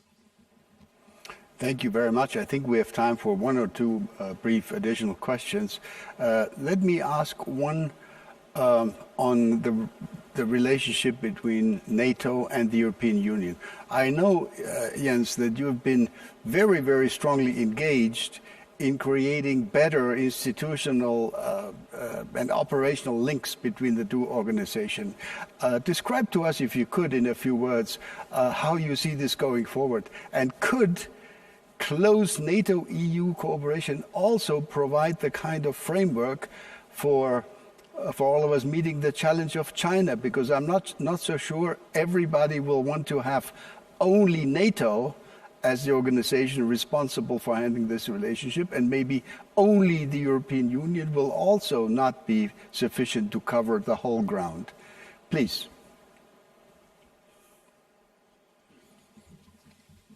Over the last years, we have been able to lift the cooperation between NATO and the European Union up to unprecedented levels, and I really welcome that. And that's because of the political will from the European Union side and from the NATO side. We work on issues like cyber, fighting terrorism, exercises, maritime security, and on many other issues. And I think that in the future, we will need even more cooperation in NATO and the European Union. You mentioned the security impact of the rise of China, and you are absolutely right. Neither NATO nor the European Union has all the tools we need to address the consequences of the rise of China. We need to work together. Resilience, technology, also areas where there is obvious need for more cooperation between EU and the European and NATO. And I also very much support and welcome the efforts by the European Union on defence, because I really believe that more EU efforts on defence can provide new capabilities, can try to reduce the fragmentation of the European defence industry, which will be good for all of us, and can also increase defence spending. So this is something I support and encourage and welcome very much. Increased defence spending, for instance, in Europe is something that NATO has been calling for many, many years. Now actually it happens. But EU cannot replace NATO. EU cannot protect Europe. This is partly about resources. 20% of NATO's defence spending is coming from EU and NATO allies. It's also partly about geography. Norway and Iceland in the north, or Turkey in the south, or in the west, the United States, Canada and United Kingdom. These countries are, of course, important for the defence, the protection of Europe. And thirdly, it's about politics. Any attempt to weaken the transatlantic bond will not only weaken NATO, it will also divide Europe. So we have to have Europe and North America together in NATO. That's the best way, and especially in light of the rising challenges related to terrorism, cyber, but not least the changing global balance of power with the rise of China. And we are very much together. We have to remember that more than 90% of the people living in the European Union, they live in a NATO country. So we really have to work together. And we have a unique opportunity now to strengthen that cooperation, a new transatlantic chapter. I think the message in this conference today has been exactly that, a positive message about working together. And as Secretary General of NATO, I welcome that very much. Jens, I think I have time for one last question. Normally, when we meet at the Munich Security Conference, you would be talking to an expert group of foreign ministers and national security advisors. Today, of course, this program is being broadcast to the wider public. So I'm going to ask you a question that I think is of interest to the wider public. Our previous speakers spent a lot of time talking about climate change, the challenge of it. That is one of the biggest challenges for the global community. Any role for NATO in climate change? Yes, absolutely. And again, our NATO 2030 agenda is how to make climate change and the security impact of climate change an important, more important issue for NATO. In my previous capacity, before I became Secretary General of NATO, actually I had the privilege of being the UN Special Envoy on climate change. And therefore, I see very clearly the relationship between climate change and security. We often say that global warming, more extreme weather, that's a crisis multiplier. And crisis creates threats, and therefore climate change matters for our security. NATO has at least 3 things we should do. First, we need to fully understand the security consequences, assess, map, analyze the security consequences. We should be the organization bringing Europe and North America together to have the expertise, the knowledge on the security consequences of climate change. Second, we need to adapt our missions and operations. We know that a lot of military infrastructure will be directly impacted by global warming, rising sea levels. So this will have direct consequences for how we invest, where we can have our bases, especially naval bases. But also, for instance, we are now increasing our training mission in Iraq. In Baghdad last summer, it was more than 50 degrees Celsius for many, many days. Of course, this will impact the way we organize our missions, equipment, uniforms. Ice is melting, it impacts how we can operate in the high north. So climate change is directly impacting our missions and operations. We need to adapt to that. And thirdly, NATO should be part of the solution. We have a responsibility to contribute to reduced emissions. And therefore, I think that our militaries, NATO, should aim at becoming part of the net zero goal. This is therefore one of my proposals for the heads of state and government, that actually we should make climate change an important issue. Reduce emissions from military operations is a way to address climate change, but actually less dependence on fossil fuels would also make our military operations more resilient and reduce vulnerabilities. So security and climate goes hand in hand as we address it in NATO. Thank you very much, Mr. Secretary General. This last issue, of course, leads us wonderfully into the next segment. My job now is to say thank you to you. See you at our next in-person Munich Security Conference. Over to Natalie. We've heard it right now. The world is facing another great danger, the climate change. The scientific consensus is that climate change will alter the ecological balance of life on Earth, changing it in ways that could be catastrophic for many life forms that share the Earth with us. Another very real challenge that can only be overcome together. John Kerry has demonstrated time and again that climate policy is close to his heart. For instance, at the Security Conference in 2020. Back then, he expressed his sympathy for Greta Thunberg and the activists of Fridays for Future. And it infuriates me that these kids have to be out in the streets asking adults to be adults. We should be ashamed of ourselves all around the world. As of late, he's been fighting global warming in an official capacity as Special Presidential Envoy for Climate. Today is actually the day, as was said half an hour ago by President Biden, the day the United States officially rejoins the Paris Climate Agreement. It's a fitting moment to welcome the new U.S. Special Presidential Envoy for Climate, longtime friend of the Munich Security Conference, member even of our Advisory Council, and of course, former Secretary of State. Welcome, John Kerry. Please, John. Wolfgang, thank you very, very much. Thank you for a great introduction. Thank you for, importantly, making sure that climate change is front and center at the Munich Security Conference, which is exactly where it belongs today. Climate change, as we just heard from Jens Stoltenberg, is a security issue. And the fact is, it's among the most complex security issues we've ever faced. What we do or don't do in the coming months and years will make all the difference. But for millions of people, Wolfgang, they don't have to look into a distant future to see the impacts of climate change now. They just have to look out the window. This week in the state of Texas, we've seen unprecedented extreme cold related to climate because the polar vortex penetrates further south because of the weakening of the jet stream related to warming. Last year, the U.S. saw a record 30 named tropical cyclones. Europe is warming even faster than the global average, and the melting Arctic ice has changed geostrategic and military calculations for every country on the planet, from Russia to China, and obviously for NATO. And what these extreme weather events translate to on the ground should concern every single one of us. Climate change is, again, as Jens said, it's a threat multiplier. When tensions are already high somewhere and resources are increasingly scarce, the embers of conflict just burn brighter.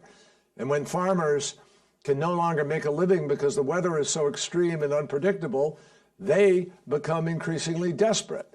Many, according to some studies, hundreds of millions of people will be forced from their homes, forced from their habitat, from the place they've lived a lifetime. And not only can mass migration drive humanitarian crisis, but as Europe knows only too well, as we saw with Turkey's manipulation of the numbers of people being released and people being pushed out of Syria, if it is not managed well, it can literally begin to undermine countries' homes, peace, and stability. And we've seen dramatic change in politics in a lot of places because of this. So when we talk about the impacts of climate change, we're talking about security, energy security, economic security, food security, even physical security. And the question now is pregnantly, what will the world do about it?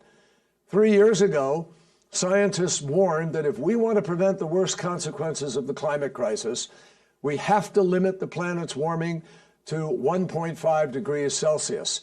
That's the magic number by consensus among most scientists.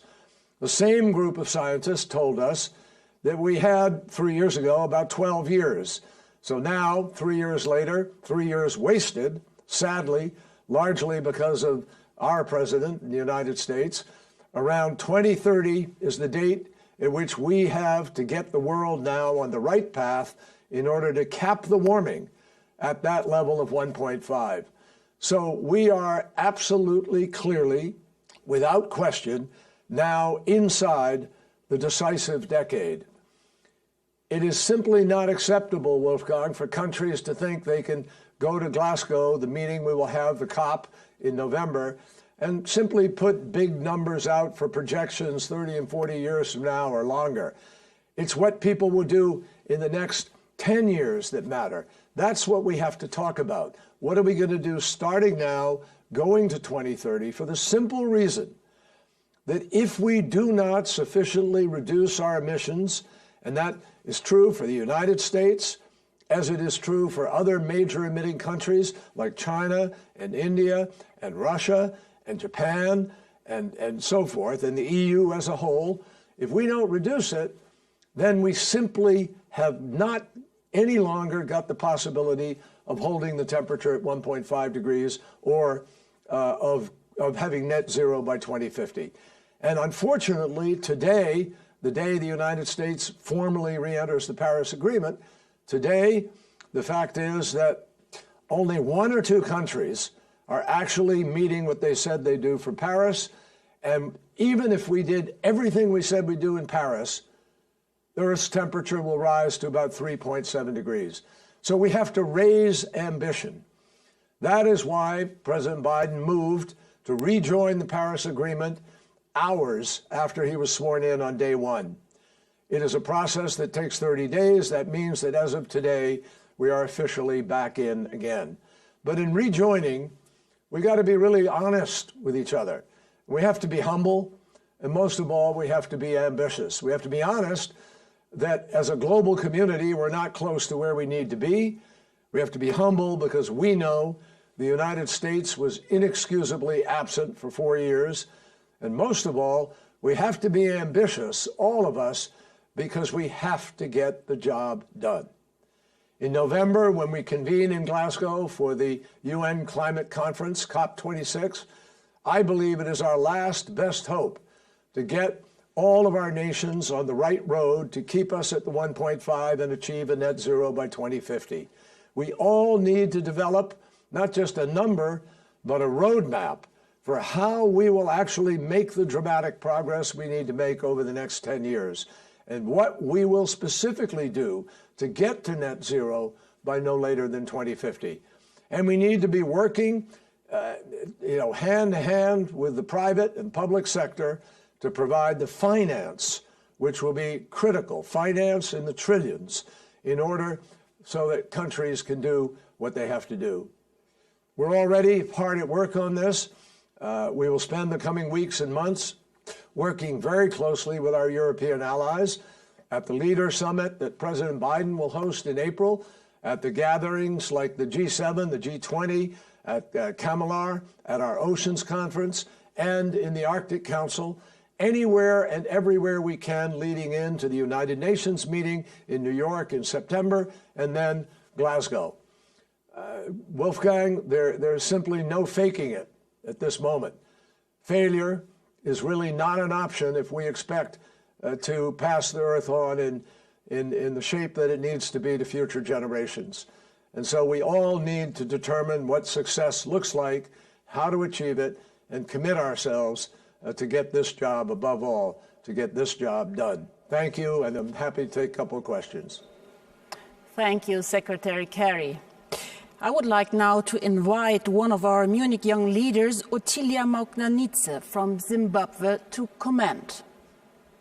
For the Global South and Africa in particular, climate change and the impact it has is quite dire.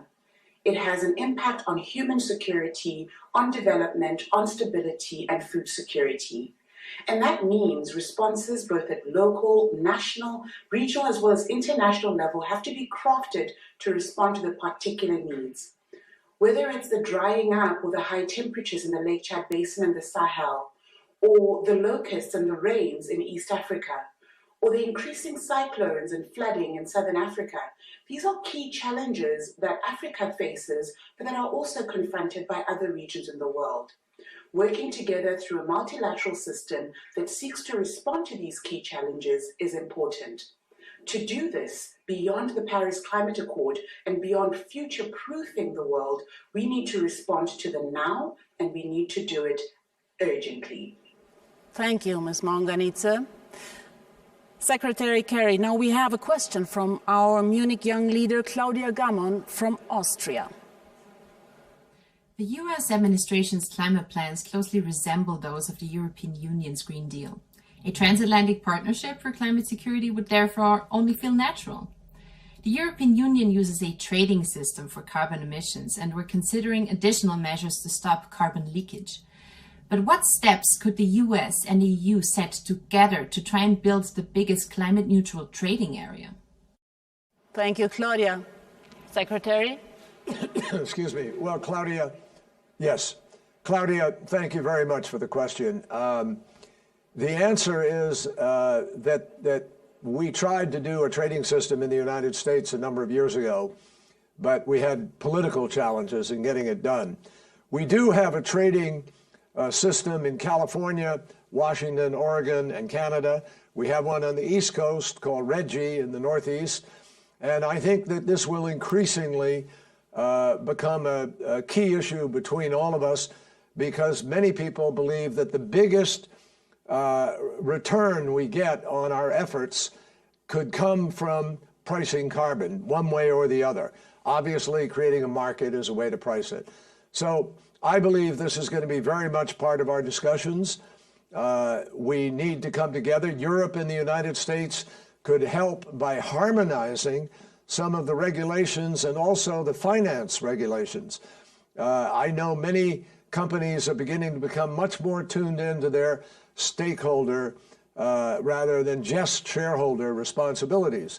And I think there's going to be increasing focus on disclosure by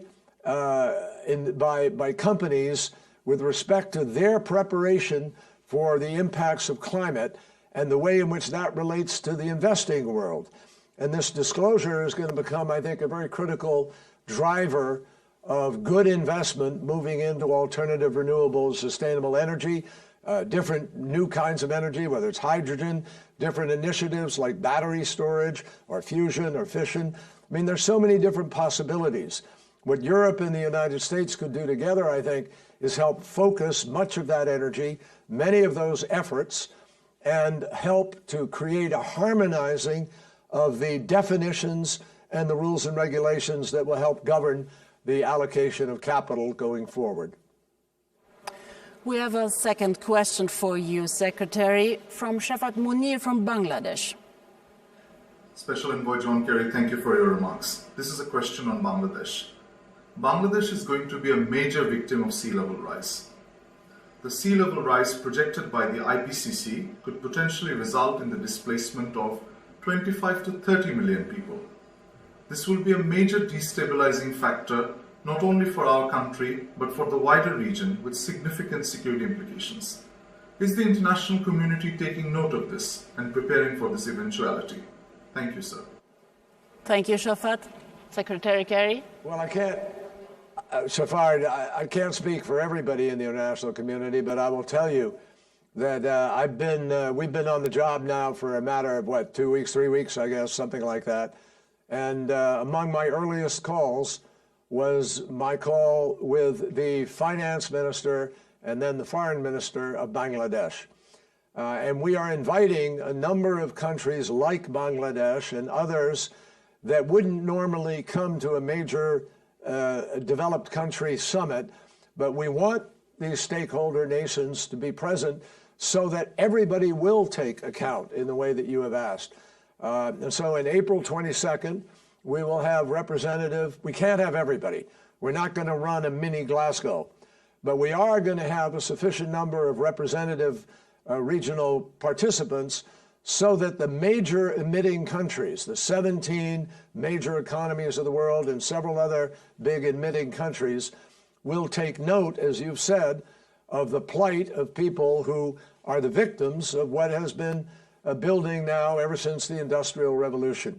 And I think it's going to be an important conversation.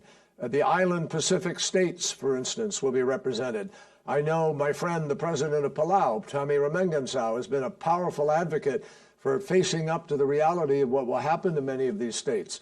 And what was possible 20 years ago to talk about adaptation or mitigation now is sort of reduced to a question of where are those folks going to go live, and how do you replace that? So we have big choices in front of us. That's what the Glasgow summit will be focused on. And I don't want to wind up like we did in Paris, where many of those voices that aren't naturally, automatically at that table to begin with were absent for too long. And so there became a real rush to figure out how do you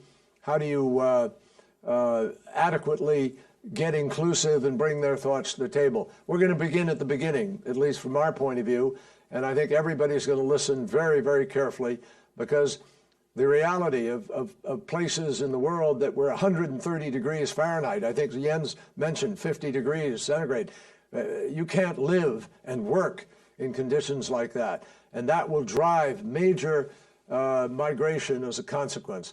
So we're all going to have to think about this. It's not a Bangladesh problem. It's not a South Asia problem. It's a global challenge, and we all bear responsibility for trying to help resolve it. John, thank you so much. I wish we had a little more time. I was hoping to have time to ask you, among other things, a question about this conflict-ridden issue of Nord Stream 2 and transatlantic energy issues. But I think what I need to do is just send you the question over, and we'll continue this discussion in a different format. We now need to thank you. We wish you much success. We need transatlantic success in this matter. Thank you so much, John. Over to you, Natalie, for our last segment. We are approaching the end of today's event, Wolfgang. Parallel to today's Munich Security Conference, another gathering of important leaders has also been taking place. We just said it, the G7 leaders meeting. And we are delighted to have its official host as our next speaker.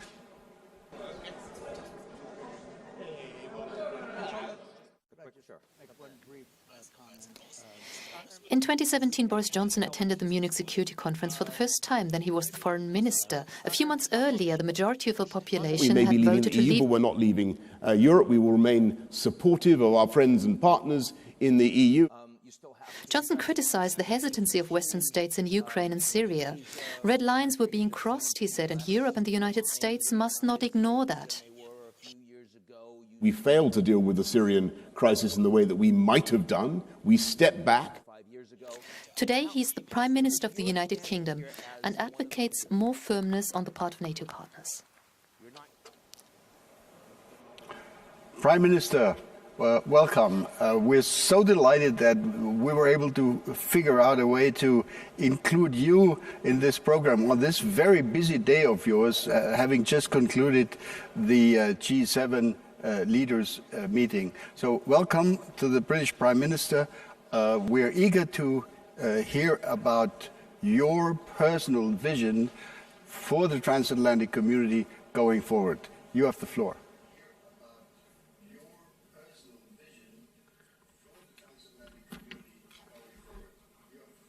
Thank you very much. Well, great to see you, Wolfgang, Ambassador Ischinger, and Natalie there, and great to join you all, even if remotely. There's a habit of turning up at occasions such as this and announcing portentously that the West is locked in terminal decline and the Atlantic Alliance is fractured and NATO is in peril and everything we hold dear risks being cast into oblivion.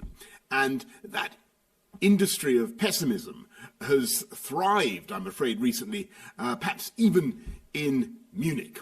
So without wishing for a moment to downplay the challenges and the dangers that we face in the teeth of a global pandemic, let me respectfully suggest that the gloom has been overdone and we're turning a corner. And the countries we call the West are drawing together and combining their formidable strengths and expertise once again, immensely to everybody's benefit.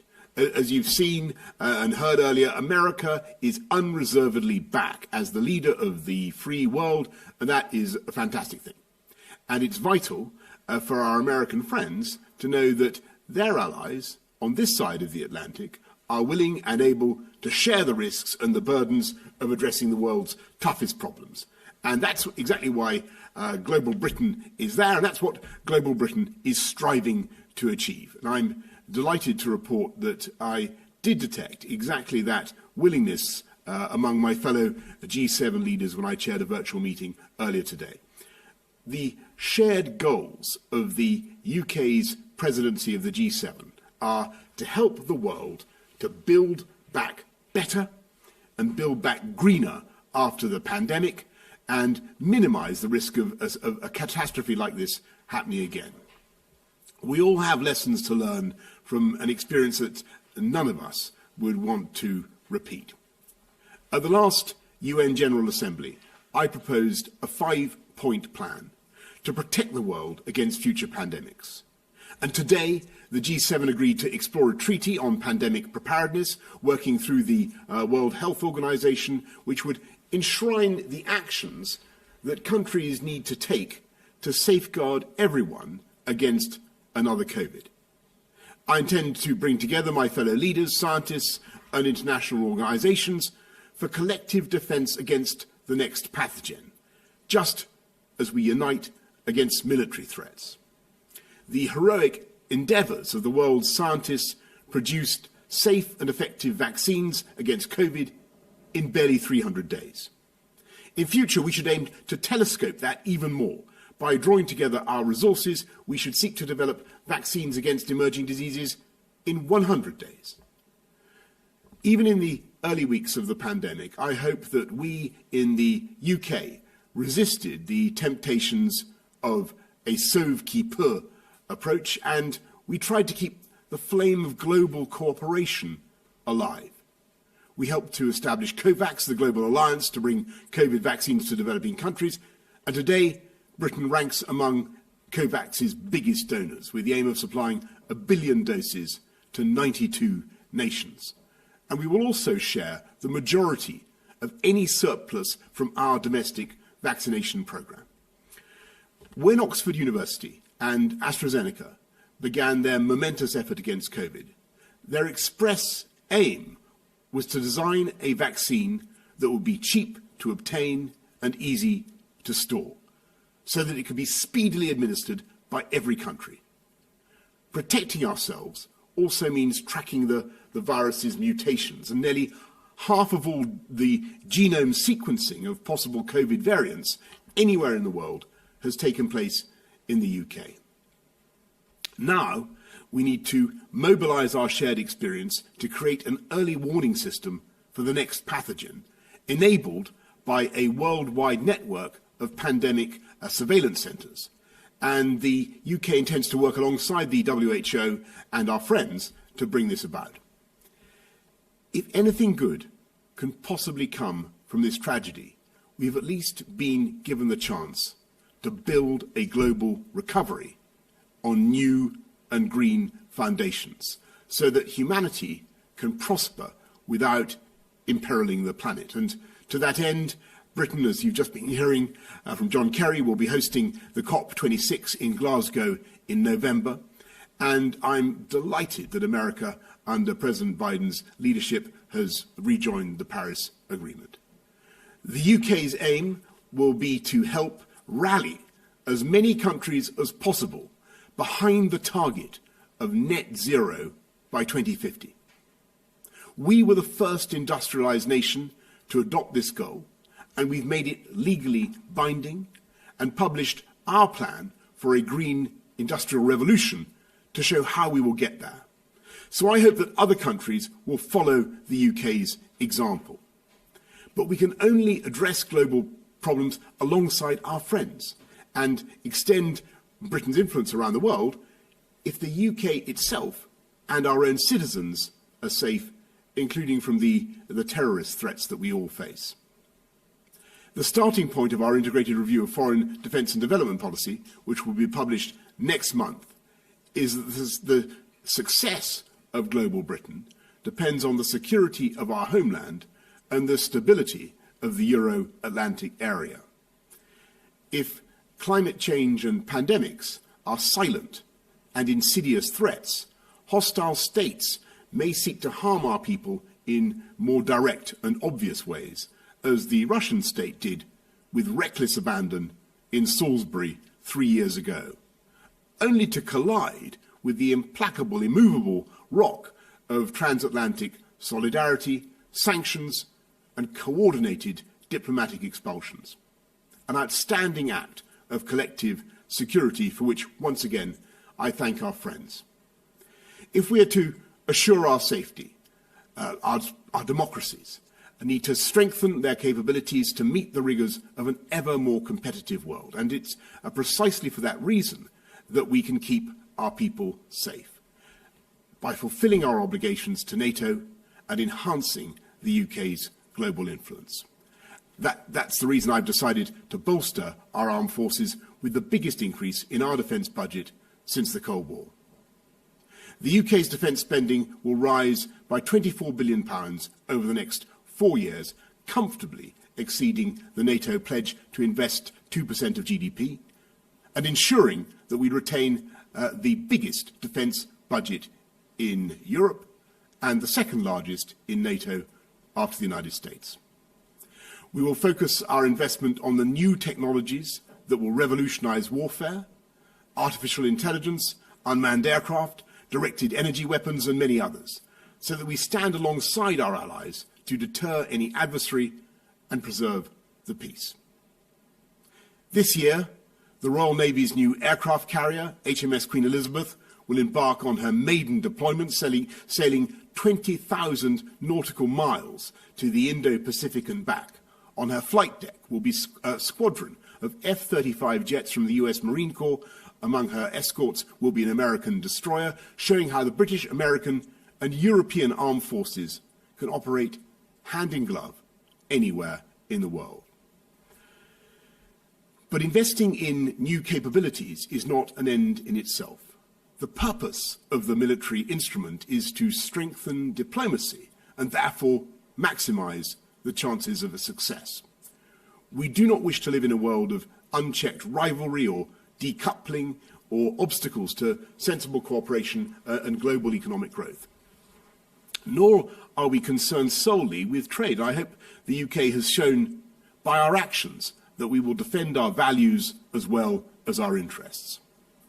For the first time in nearly 50 years, we now have the power to impose independent national sanctions, allowing the UK to act swiftly and robustly.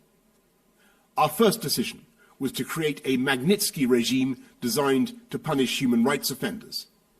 The UK then became the first European country to sanction senior figures in Belarus after the stolen election.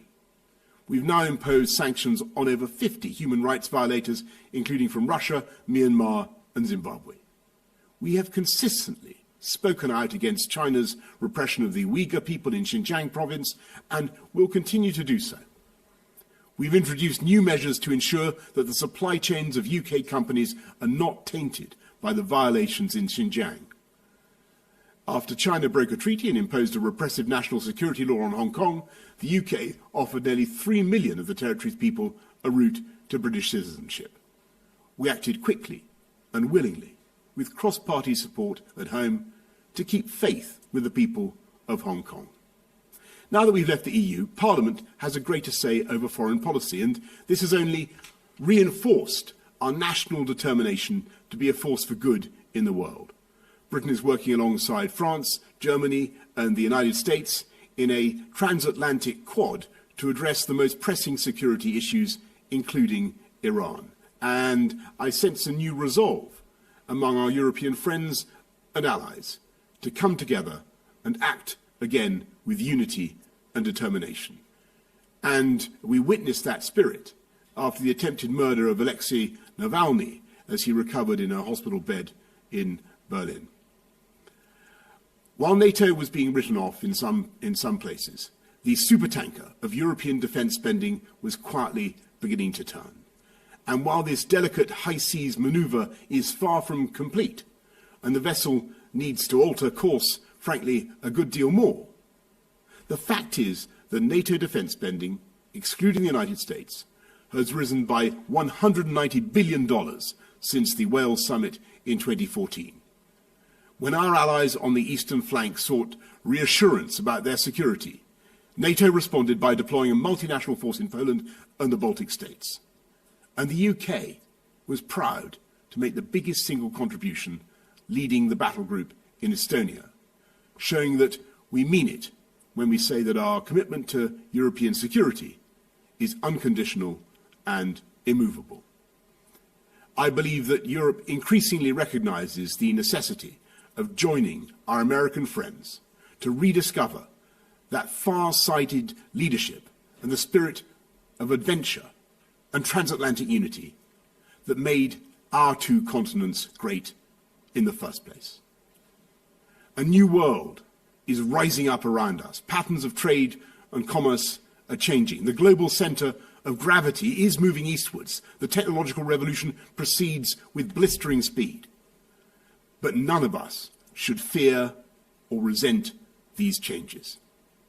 Free societies are united by their faith in liberal democracy, the rule of law, and free markets, which surely comprise the great trinity of human progress. Free countries, many of them located far beyond the geographical West, by the way, possess a boundless and inherent ability to release the talents and enterprise of their people to master and adapt to change. It is no coincidence that of the 10 most innovative nations in the world, as ranked by the Global Innovation Index in 2020, all but one are liberal democracies. There is no reason why our countries should not be stronger and safer in 2030 or indeed 2050 than today, provided we share the burden, compete successfully, and seek out friends and partners wherever they may be found. So I've invited South Korea and Australia and India to attend the next G7 summit as guests alongside leading international organisations. So let's resist any temptation to bemoan the changes around us. Let's build a coalition for openness and innovation, reaching beyond established alliances and the confines of geography. Proud of our history, but free of any temptation to turn back the clock, and harnessing the genius of open societies to flourish in an era of renewed competition. Let's respectfully dispel the air of pessimism that has sometimes attended our conferences. America and Europe, side by side, have the ability to prove once again the innate advantages of free nations and to succeed in forging our own destiny. Thank you very much. Prime Minister, thank you so much. What an impressive statement. Please remember that you have a standing invitation to speak at the next in-person Munich Security Conference. And I promise, if you do that, if you come, you will not be the last speaker then. So thank you again for joining us on this very busy day of yours. And this actually concludes our program today. It is my pleasure to say to all of you that I've been deeply impressed with the statements. I've been impressed with the intensity with which issues like climate change have been addressed by almost all of the speakers. This was our first stop, our first step on our way, on our road to a real Munich Security Conference, hopefully later this year. Next stops on this road will include high-level events for senior decision makers on key aspects of transatlantic partnership and international issues such as digital sovereignty, such as biosecurity, such as classic geostrategic issues. We actually plan, as I said when I said goodbye to President Biden, to organize one of these high-level meetings in Washington, D.C., in order to allow senior European decision makers to meet with the members of the new Biden administration, many of whom will have been confirmed by the Senate, hopefully by late spring or so this year. Before we leave, allow me to express my gratitude and that of my team to those who have made this event possible, especially and first and foremost to our host broadcaster, the Bayerische Rundfunk, and all those who work for this wonderful organization. Thanks also to my own team here in Munich and in Berlin, whose dedication and professionalism is truly exemplary. This was a piece of really hard work to put all this together, I can tell you. And of course, a really big thank you, if there wasn't the pandemic, I would say a big hug to our Master of Ceremonies, to Natalie Amiri. Danke, Natalie. Thank you so much. Over to you. My pleasure. Thank you for having me. This brings us to the end of the special edition of the Munich Security Conference 2021. Reminding us of Ambassador Ischinger's words of a world in danger, let us hope that some of the ideas shared today will help to make the world a less dangerous place, protecting the Earth itself, its inhabitants, and the natural resources it provides us. We also hope that we will be able to return to the stage at Bayerischer Hof, filled with high-ranking officials and experts on global matters, for an in-person Munich Security Conference, perhaps still in 2021. Thank you very much.